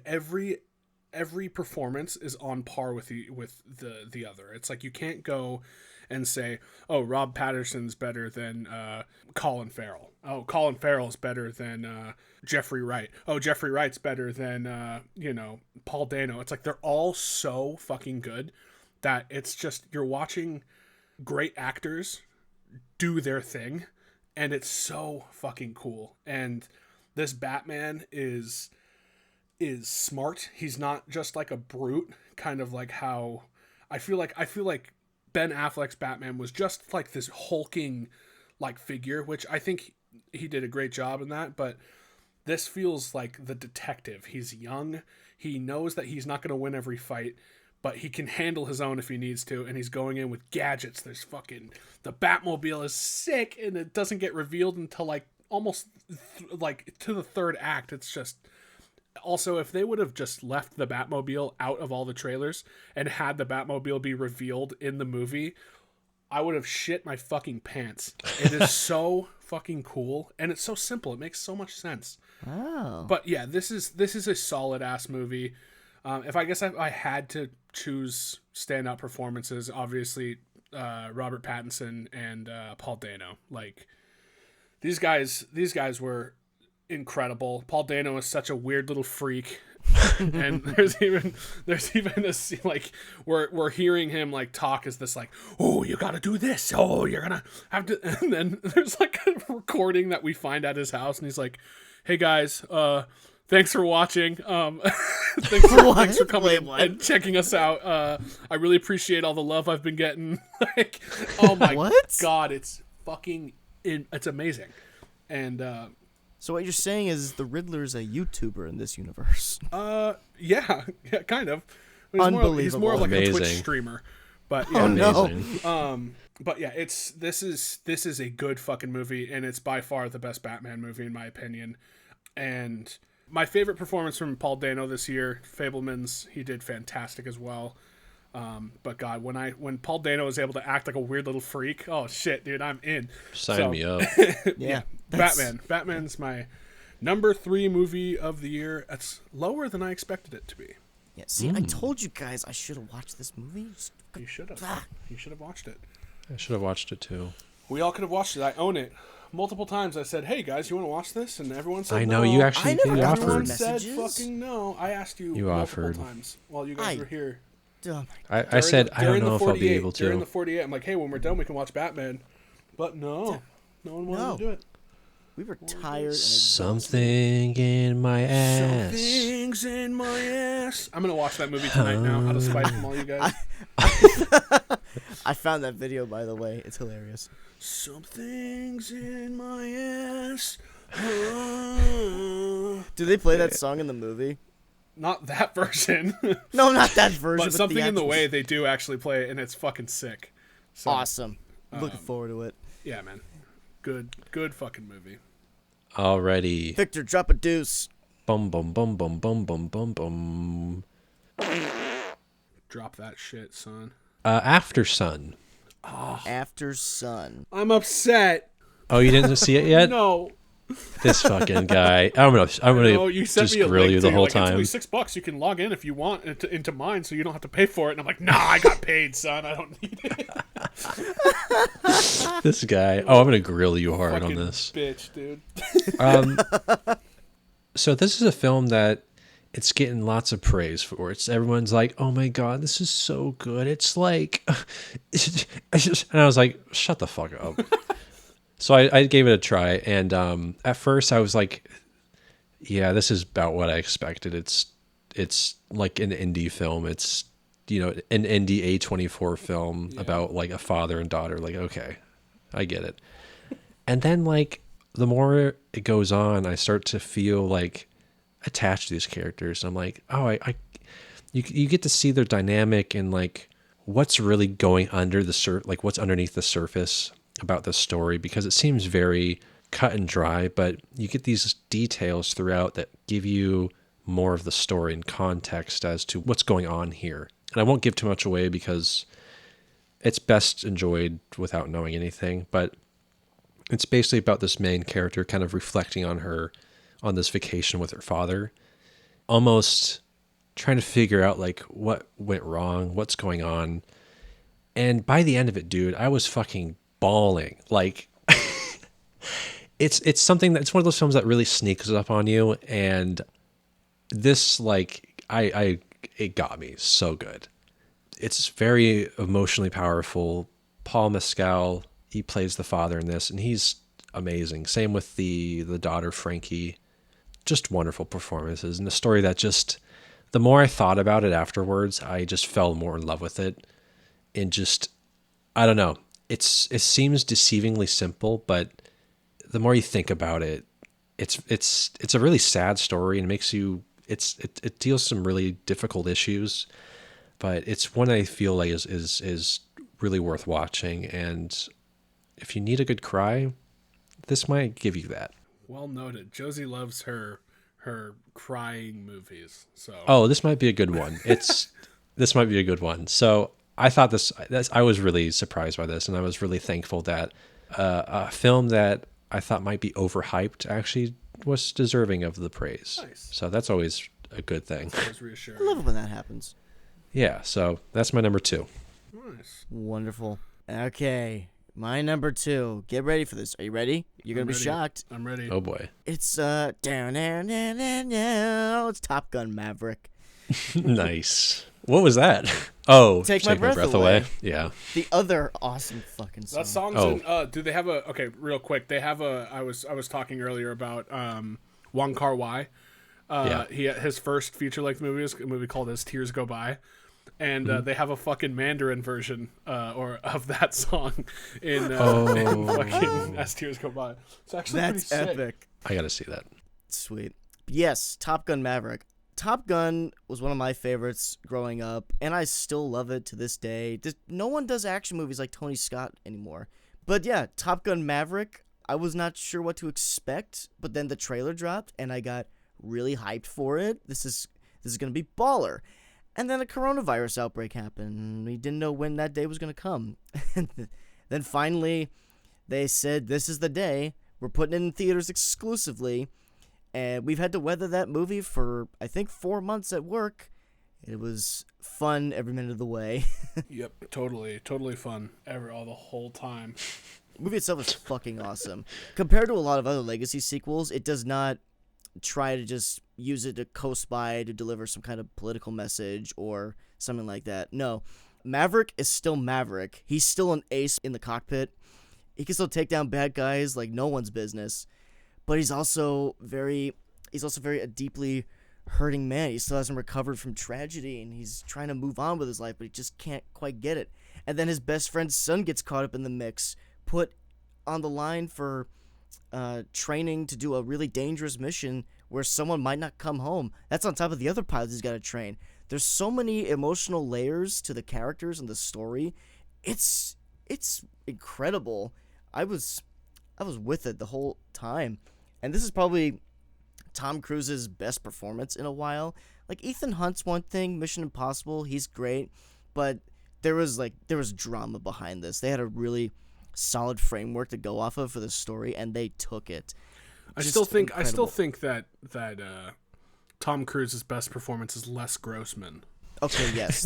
But in recent years, this movie. And yeah, those dogfights are fucking unreal. The camera work, the sound design, you really are in the pilot seat with these guys. And it's so freaking cool. And that by the time you get to the final action scene, you are fucking ready. You are just hoping they all make it out alive. And it's the most intense shit. The movie has no central villain, but it does a great job of building up the seriousness and the weight of this mission, and it's just so awesome. The whole movie's training. It's so good to watch training, and then that beauty happens in the third act. It just keeps on giving. Miles Teller is wicked good in the movie. I love Jennifer Connelly's character. She was the emotional center of it all. John Hamm, I love this guy. He makes a great antagonistical character. I just love seeing him grill Maverick every chance he gets. He's like a high school principal at this point. And then they does a couple of things differently compared to like what you expect from a Top Gun movie, which is a very welcome surprise. And all that, it's like sharp editing, the killer soundtrack, and that those sunshiny visuals. It was like, for a moment, Tony Scott was back behind the camera, and it felt great. But it was Joseph Kosinski instead, and he is a great director. Just love it. Brought back a lot of good memories like any proper Legacy sequel should do, but it was doing a good job being a very fun movie. Just a solid 2-hour thrill ride. Have you feeling good by the end of it. I think I love the you would never have guessed that like strapping a camera to the wing of a jet like would look as like gorgeous as it does. But yeah, like Jesus Christ, it's like it is. Some of the shots are just like breathtaking. Like it is. Oh yeah, absolutely. It's crazy. What is it? So they do a Danger Zone montage in the beginning again, but it's so much sharper and faster than the old movie. Then the old movie had a great fucking intro. It's my favorite movie intro of all time. But when they cut to like a slow motion close up of the tow cable retracting and the wires all spring out, I knew this was something special. Oh yeah. So true. God, I want to watch it again. Yeah. Oh, and I can't get that One Republic song out of my head still. It's a banger. It beach is volleyball pretty all the good. way. Yeah. Oh fuck, Glenn Powell as Hangman, he's so good. I want to see him in every movie. This from now movie on. had the internet fucking drooling over Miles Teller, dude.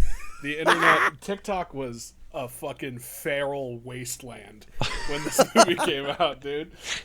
Miles Teller was driving those like 15 to like 20-year-old women just fucking crazy. Hell yeah. Cinema's back, babies. Cinema is back. All right, my number 2 movie, which I'm pissed off at all of you for not seeing yet, is RRR. Oh, No. Oh god. Dude, this movie is so fucking cool. I would not have. When I watched this, I was like, "There's no way that this is going to be good. It looks ridiculous in like the worst way," but it's not. It's ridiculous in the best way. It is by far, like, hands down, the craziest fucking movie I've ever seen in my life.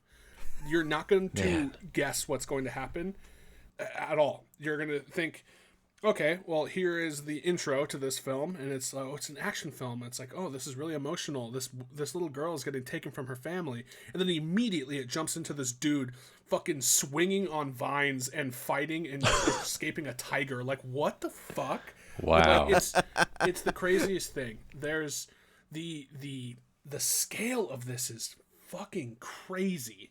It's taking place during, I don't actually, honestly, dude, you couldn't fucking pay me to tell you when this movie is taking place. My guess is the early 1900s is my guess. Maybe. Sure. I mean, there's cars, so.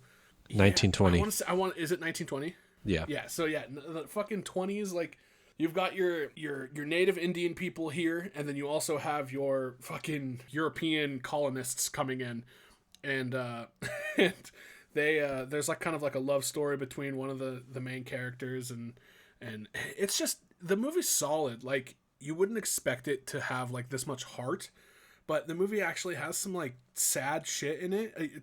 To be fair, it's really really dramatic, and it's at some points melodramatic, but you're just so invested in the movie at that point that you like don't really care. And there's like the grand spectacle of it, the unknowing of what's gonna fucking happen in like 10 minutes. You have no clue. The movie sits at like a solid 3 hours and is broken up into definitely acts. So it's just, oh man, it is so nice to watch, especially if you're watching it with people who have never seen it before, because then you get to see their reaction. I watched it on New Year's Eve, and then I went, did fucking fireworks, came back in, and it was like at the best part of the movie, and dude, it was great. There's like there's a dance number in it, and it wouldn't be a fucking Bollywood Tollywood movie without a dance number. And yeah, dude, the movie is so fucking cool. Like, the visual effects are pretty amazing as well. There's some stuff that looks pretty janky, but at the same time, you're having so much fun. And the fucking Natu Natu dance, man. Holy, if you haven't seen that scene, I'm gonna send you a link to the scene, because it's fucking crazy. That won the Golden Globe for Best Original Song, and it probably will win an Oscar for Best Original Song, which is really cool. Nice. And there's even talk that it's going to be nominated for director's going to be nominated for Best Director, which is also very cool. That'd be awesome. But yeah, this is probably the most fun I've ever had watching a movie, if I'm going to be honest. Like, ever. I didn't watch it at a theater. I watched it on probably a 40-inch TV at a friend's house at a cabin in the summer, and we turned it on to have a timer for while we were making ribs, and we all just ended up sitting and watching it, and people were coming and going, and they'd come back and watch it, but mostly I just kind of sat there and watched the movie, and then people were, towards the end, we were cheering and like dancing, and like, oh dude, it's so much fun. Such a good time.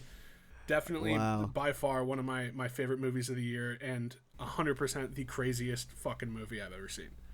Yeah. See, I need to see it. I might have to take you up on being your guinea pig, seeing my reaction to this movie, because on top of me not being that into Bollywood movies, I don't think I've seen a Bollywood movie ever in my life. This was my first. it's also a really hyped up movie. I saw the internet was going crazy for this kind of movie, and I'm thinking, really, is this really what it's cracked up to be? Oh, So it have is. to put that to the test then. It is fucking crazy, dude. Like it's I can't describe it. There's there's literally a musical number while this dude's being like whipped and publicly tortured. Oh my, it's fucking incredible. I can't. Oh, dude, this movie it's so fucking good. I'm surprised, Victor. I'm surprised you haven't watched it yet because I know. it seems weird enough that it would be right up your alley.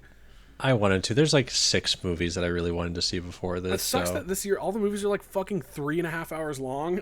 Dude, that's one of my other gripes. I was like, that's- Avatar, RRR, Batman, like everything's fucking 3 hours. Babylon. Babylon. Come on, it's like you're already going to dedicate your time anyway. What's it gonna hurt? You're gonna put another. No, hour and in. you're right. That's what I realized after watching Fablemans is like, this didn't feel like 2.5 hours. I could easily take another half hour. I know, dude. So Yeah. Fablemans, it's because you're just kind of sitting. You're just kind of invested in the story. You're just watching. I think it's because it goes through so much time.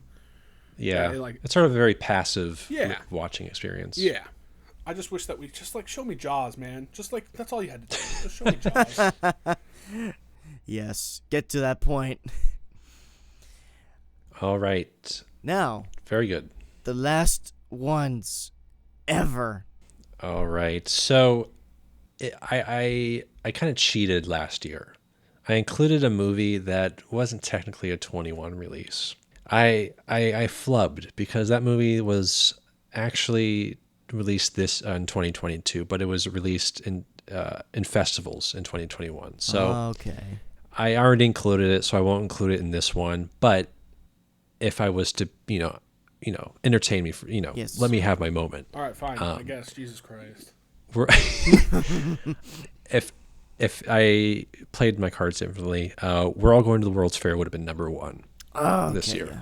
But I already got it last year, so I won't do it again.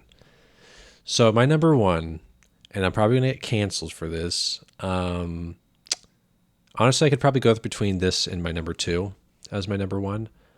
But my number 1 is Genius, a Kanye trilogy. Huh. Is what? It's the Kanye documentary. You like your documentaries, man. I think the Yeah. last 3 years we've done this, a documentary has landed on. I know. Yeah. Honestly, like, we won't talk about his recent antics, but just as a documentary about this person and this study of this character, I love these kind of stories, and I love documentaries because it's real and tangible, and and with Kanye is such an interesting person, whatever way you look at it, you can't deny the guy's fucking he's definitely something, whether you like his music or his art or you think he's a total idiot.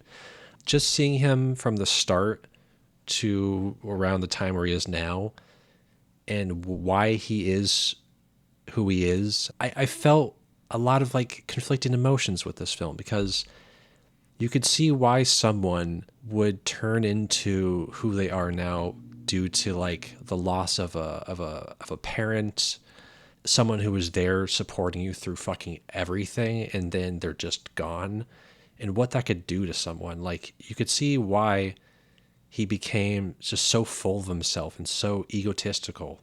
It's not something that you could like justify necessarily, but it made me, from like a psychological standpoint, kind of like sympathize with someone like this. Like, and I don't know, I just found it to be really fascinating, and especially with someone's music who I listened to in my teen years, and just like this sort of era I am really like attached to, of like when he started out and like when he started to get big. I just have like a lot of nostalgia with that.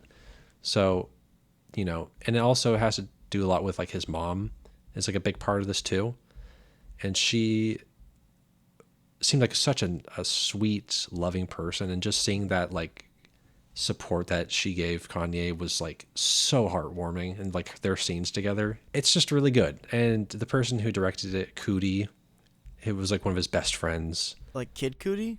No, that's Kid Cudi. This is someone else. excuse But It was one of his best friends growing up, and he sort of was documenting his come up and the bad moments he went through, what he was doing like in the past 5 years, and he's narrating this documentary. So he's kind of giving his own point of view on Kanye's life and how he was connected to him. So it's his story, Kanye's story, but also his best friend's story and from his point of view.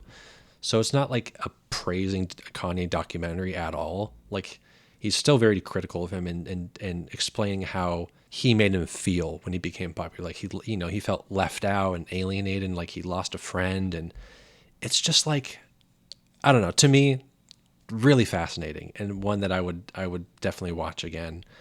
But yeah, I was just pretty surprised by this one, and I felt it made me feel a lot of things. And just as a character study, I think it's really, really well done and really well edited. It's 3 parts. It's like I think it's like at least a few hours long. But I thought it was really worth it. Really worth a watch. So that's my number 1. Yeah. Wow.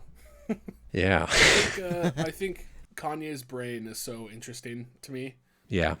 I feel bad. I feel bad for him. I feel bad for his kids. Yeah.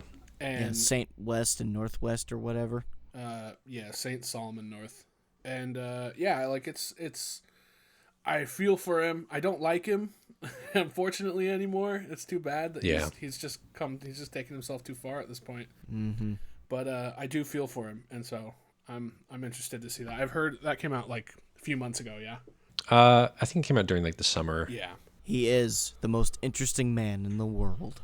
He's very interesting. And there's no doubting the fact that the dude's like a fucking genius when it comes to like music and everything. Oh, dude, like some of the archival footage in this and like the way his brain works in terms of like producing and just like music making, it's like, damn, this guy's got it. And it's like so natural. So yeah. Yeah. What's your number 1, Nick? Wicked shit. Okay, my number 1 is Jurassic World Dominion. Shut up. Are you actually serious? No, I'm not. Okay. I was like, Nick, are you fucking kidding me? It's so unfortunate though that the new Jurassic World movie couldn't be like at least top 10. God, I know. Even I myself struggled with it. And that's saying something. But the dinosaur to locust ratio was way off in that movie. Fucking locust, dude. Are you? I still can't believe that. I don't care if that's what Michael Crichton would have wanted. Dinosaurs! Right locust and then clone child. Give me a break. Well, that maybe. If they stuck their guns to that one. I don't know. Okay, no, for real. My number 1 is Suicide Squad. The Suicide Squad. No. The first Suicide Squad. Oh, okay. Yeah, the one from 2016. Yeah. David Ayer's Suicide Squad. Thank you for saying that. I forgot about it. Yes. I was wondering when that was going to come up. All right, for real though, my number 1, my absolute number 1 favorite movie of the year 2022 is Everything Everywhere All at Once. Oh my God. This movie is aggressively creative. I couldn't believe what I was watching. I came for multiversal kung fu fighting, and that was all cool and shit. It looked awesome. Michelle Yeoh's a badass, but damn, man, I was getting more invested in the story and the characters and what the hell was at stake. Just absolutely awesome. My goodness. The Daniels, bless their crazy minds. When I went and saw this, my girlfriend, by the end of it, was just sobbing her eyes out 3 times over. I have it on good authority that this perfectly encapsulates the Asian family dynamic and so forth. So that was nice to hear about. But other than that, again, it's just really freaking creative. Just the concepts they do, where they take the story. The movie cuts to 2 rocks with googly eyes sitting on a cliff edge, and I'm fucking there. I'm invested. And then hot dog fingers. What the fuck? It's so amazing. And it's so great. Someone like Michelle Yeoh gets a role like this after 40 years of underground kick-assery, and even with flashes of public knowledge of her awesomeness, like in Tomorrow Never Dies or Crouching Tiger, Hidden Dragon.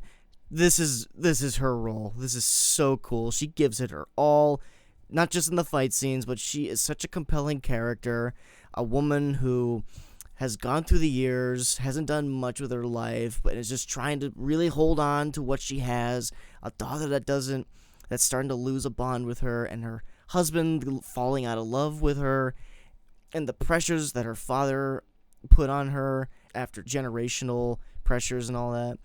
So good. Also, Ke Huy Quan, thank you. Thank you for coming back. You are such a sweetheart. He is amazing in this movie. Totally deserves that Golden Globe. His character is so damn sweet. I just wanted to hug him for 2 hours, really. It's so great. I've related so hard to him. I agree. Yeah, Jamie Lee Curtis knocks it out of the park as always. So funny. And then James Hong for good measure. Oh man, just a lot of creative camera choices, a lot of creative editing cuts, a lot of creative special effects work. It's so crafty. It's just a movie that's genuinely built from the ground up as its own thing. I firmly believe I haven't seen anything like this. Thus, original. It's the most original movie I have seen in quite a while.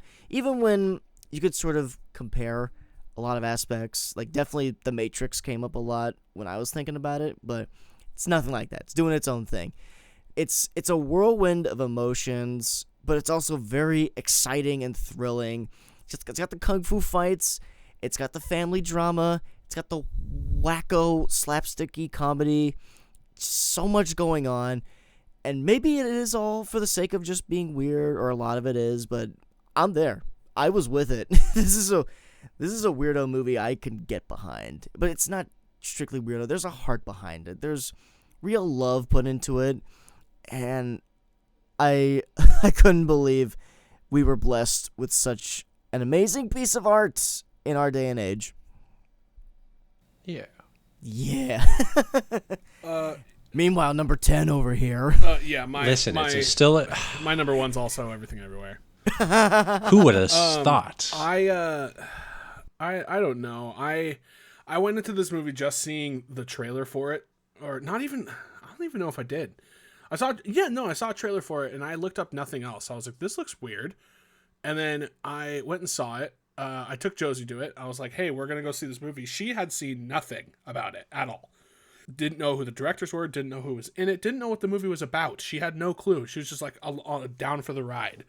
And so I knew at least that there was going to be a little bit of like Michelle Yeoh's in it. So Michelle Yeoh is not going to be in a movie and not, do some kung fu shit. So I knew that there was going to be some, kung fu stuff. But man, that first fight scene where the aspect ratio changes and he's using his fucking fanny pack as nunchucks, dude. Josie, like I haven't seen her like fucking like awestruck by a movie since this. And she's just like looking at me the whole time like, what the fuck is this? And and then by like you said, by the end that we were all fucking crying. And I've seen photos of people like at the movie theater and they're wearing masks and their masks are like soaking fucking wet because of how hard they've been crying. Yeah, I mean, there's nothing I can say about this movie that hasn't been said already. Like, if this isn't on everyone's top 10 list this year, then they are missing out and they need to brighten up. The fact that this is on Victor's top 10 at all, and this is this type of, and it's kind of a, I don't know. I would be surprised if this is on Ryan's top 10, but I would not be surprised if it's on Ryan's top 10 as well. So, our two little like fucking goody art house cinemaphile guys. Oh, whatever. Top Gun Maverick was number 4 for me. But yeah, this movie's, it's so fucking good. Immediately when I saw it on Blu-ray at like a store, I had to grab it. I think I was short on money too. I was like, I'm only getting one thing, and then I saw that, and I'm like, well, it looks like I'm getting this as well. So, yeah, it's so fucking good. I love it. I think it's one of the most creative movies I've ever seen. It's not, like I was saying, it's not as original as I remember it being after a second watch. But I saw it twice in 24 hours. Whoa. I went and saw it, and then our roommate was. We went and saw it, and our roommate was like, "Ooh, that sounds cool." And I'm like, "I'm so fucking down to go see this again." And unfortunately, if I see the movie that many times in a row, or like 2 times in a row within that little amount of time, the wow factor kind of wore off on me, if I'm being honest. Sure.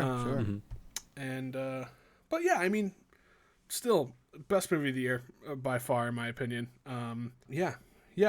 I think that this is a solid movie, and I think everyone should see it. And I think that I've never cried at a shot of rocks and subtitles, and Totally. I have now at this point. These Understood. two directors just bringing people to their knees. No, even something after watching this, I ended up actually sitting and watching Swiss Army Man, and even that made me fucking cry, dude. Like, Oh wow. I don't think I like Swiss Army Man more than this, but I might. Oh wow. But it's just seeing where these guys came from, as making just YouTube videos and then making music videos and then getting to, make Swiss Army Man and then finally being able to make this movie.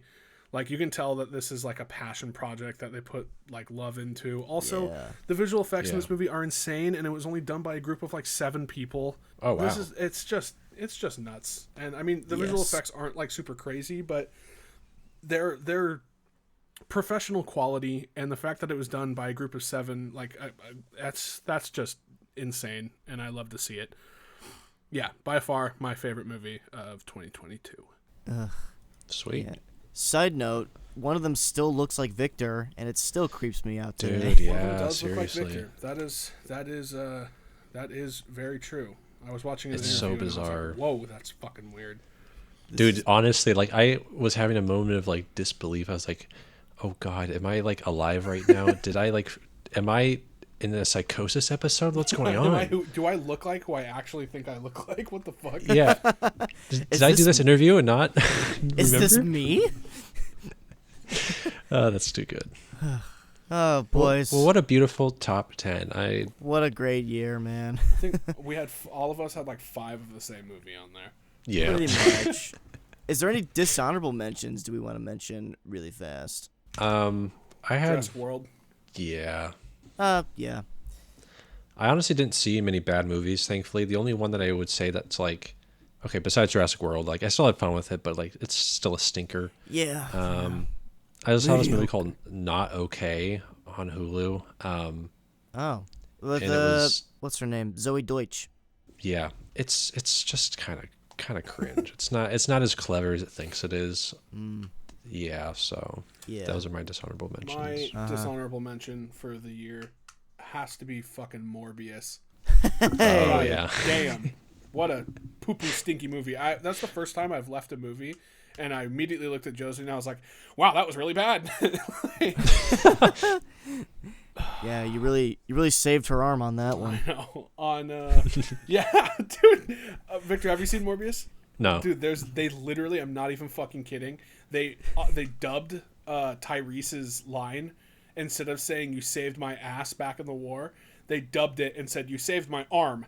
And like they didn't even like try to do it where he's saying it in the same voice inflection. They're just like, "Hey What? Tyrese, can you say arm for me real quick?" And he's like, "Arm."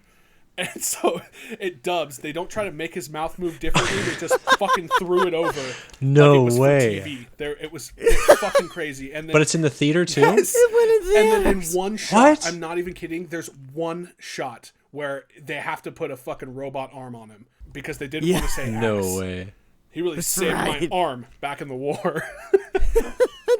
I couldn't Wow. believe it. Even when I watched that movie with my mother, and even she was like, "Did something happen behind the scenes?" Like, yep, Yeah. something very much Well, happened I think there. what ended up happening with Morbius is that it was meant to be like a 2 hour 15-minute movie, and it was rated R.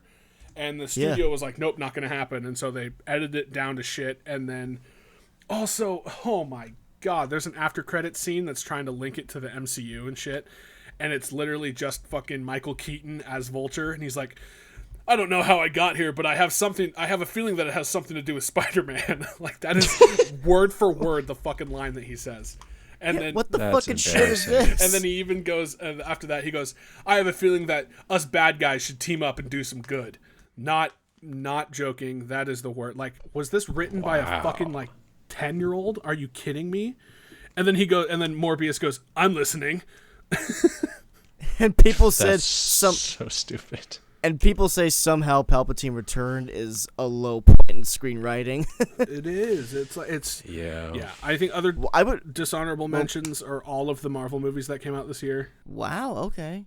Damn. Pretty bad. Uh-huh. Other than there was one that what was the one that I actually enjoyed? What came out this year?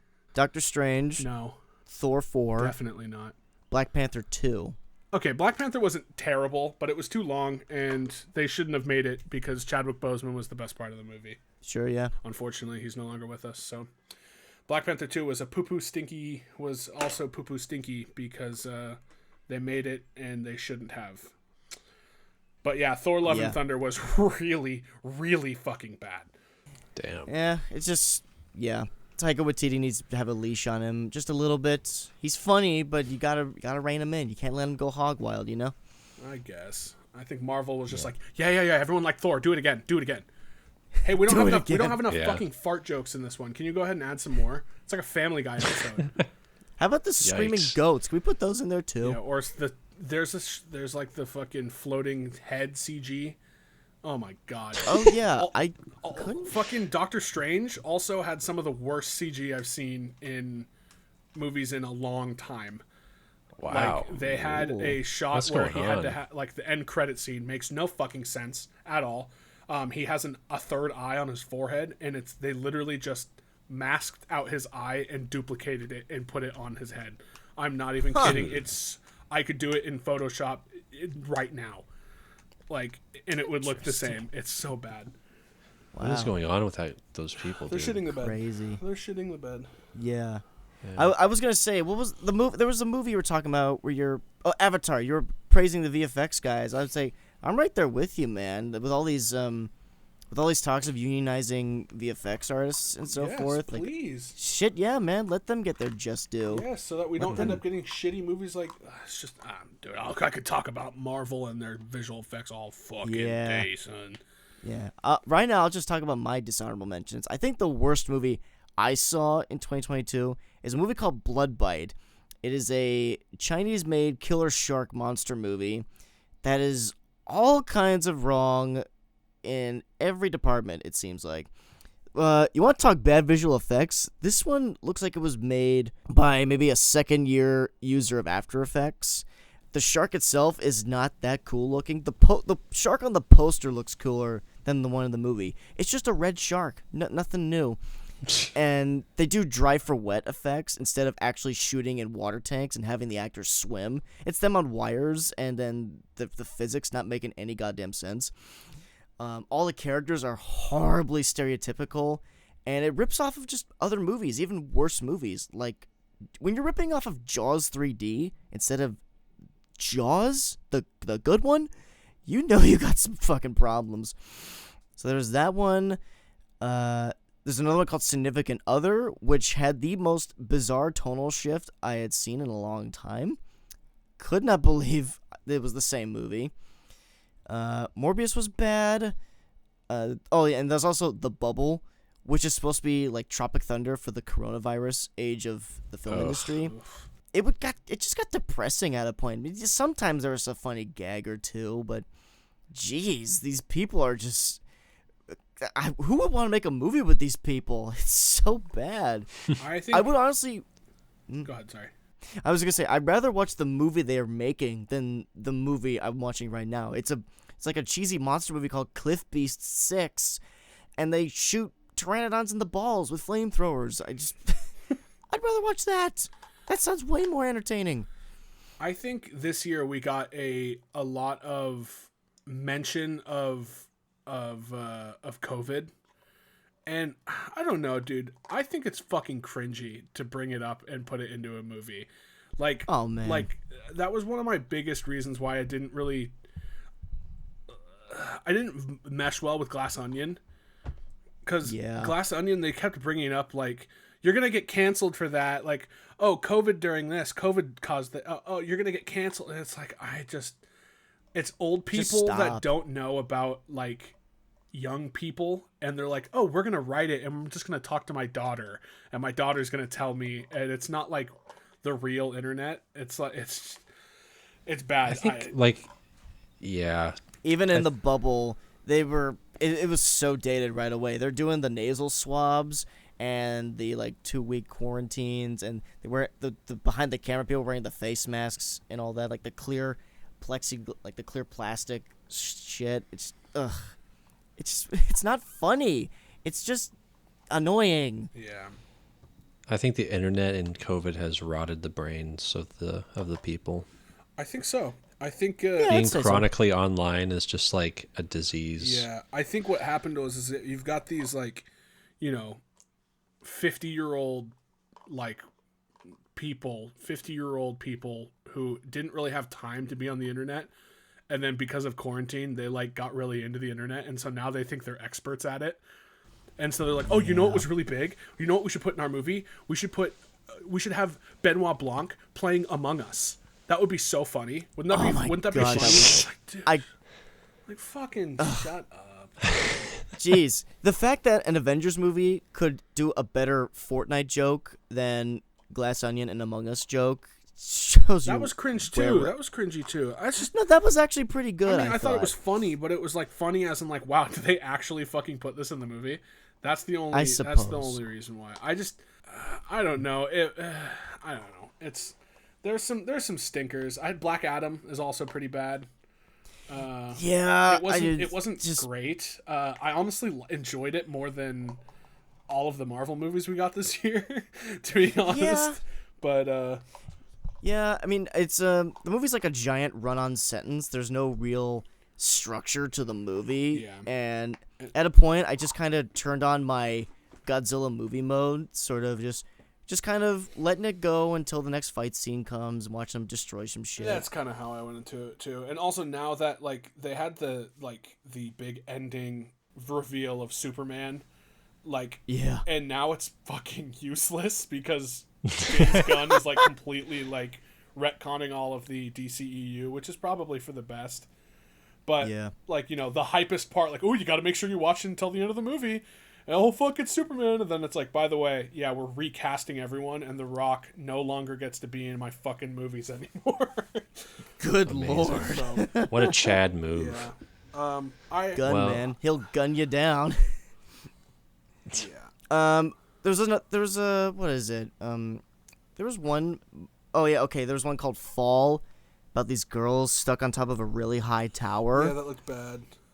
It wasn't that good. For a survival thriller, it became unbelievable at a point. I just couldn't stand it. And that raises another question. So the big thing with that movie is they used deepfake technology to reduce the amount of harsh swearing to get their PG-13 rating. Wow. And to their credit, I didn't notice it a whole lot, except for 1 or 2 shots. But you'd think with that kind of technology, why couldn't they do that to Morbius for their swear reduction? I don't know. Because Sony doesn't know how. I guess They're not. fucking stupid. I don't know how to use Like, this. wait, we have to learn how to use this? Why don't we just call Taiwi, and why don't we have him just say the word and then we don't even have to worry about getting our rated R movie out. What you mean we have to make choice before movies start making? Was that racist, Nick? Was that... No. Was that supposed to be like a Sony? That was a little racist. Was that supposed to be like No. a Japanese man? No. I'm watching Primal right now. I thought it was a caveman voice. Oh. Well, Sue do you me. guys mind if we wrap it up? Yeah. Yes, this was a very good reunion, fellas. Let's try and do this again sometime. Maybe sooner than next year. Yeah, so we're going to try a big announcement. Wee woo. We might try to do this again, but actually more than once a year. So Specifically, be on the lookout for 12 that. to 24 times a year. Yes. Hells. 12 to 24. Hells fucking yeah. Let's do it, baby. So thanks for listening. Hope you enjoyed. It's nice to know we were missed. Right? 12 people. Yeah, with those fucking 80 followers that have followed us in the span of us being not like active. So weird. Well, I'm done. Me too. It's late. Bye-bye. Goodbye. Good night, fellas.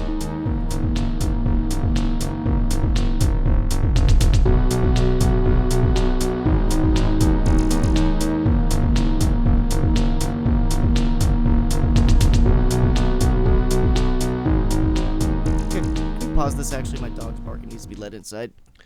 Oh, he's talking about his feet. Oh.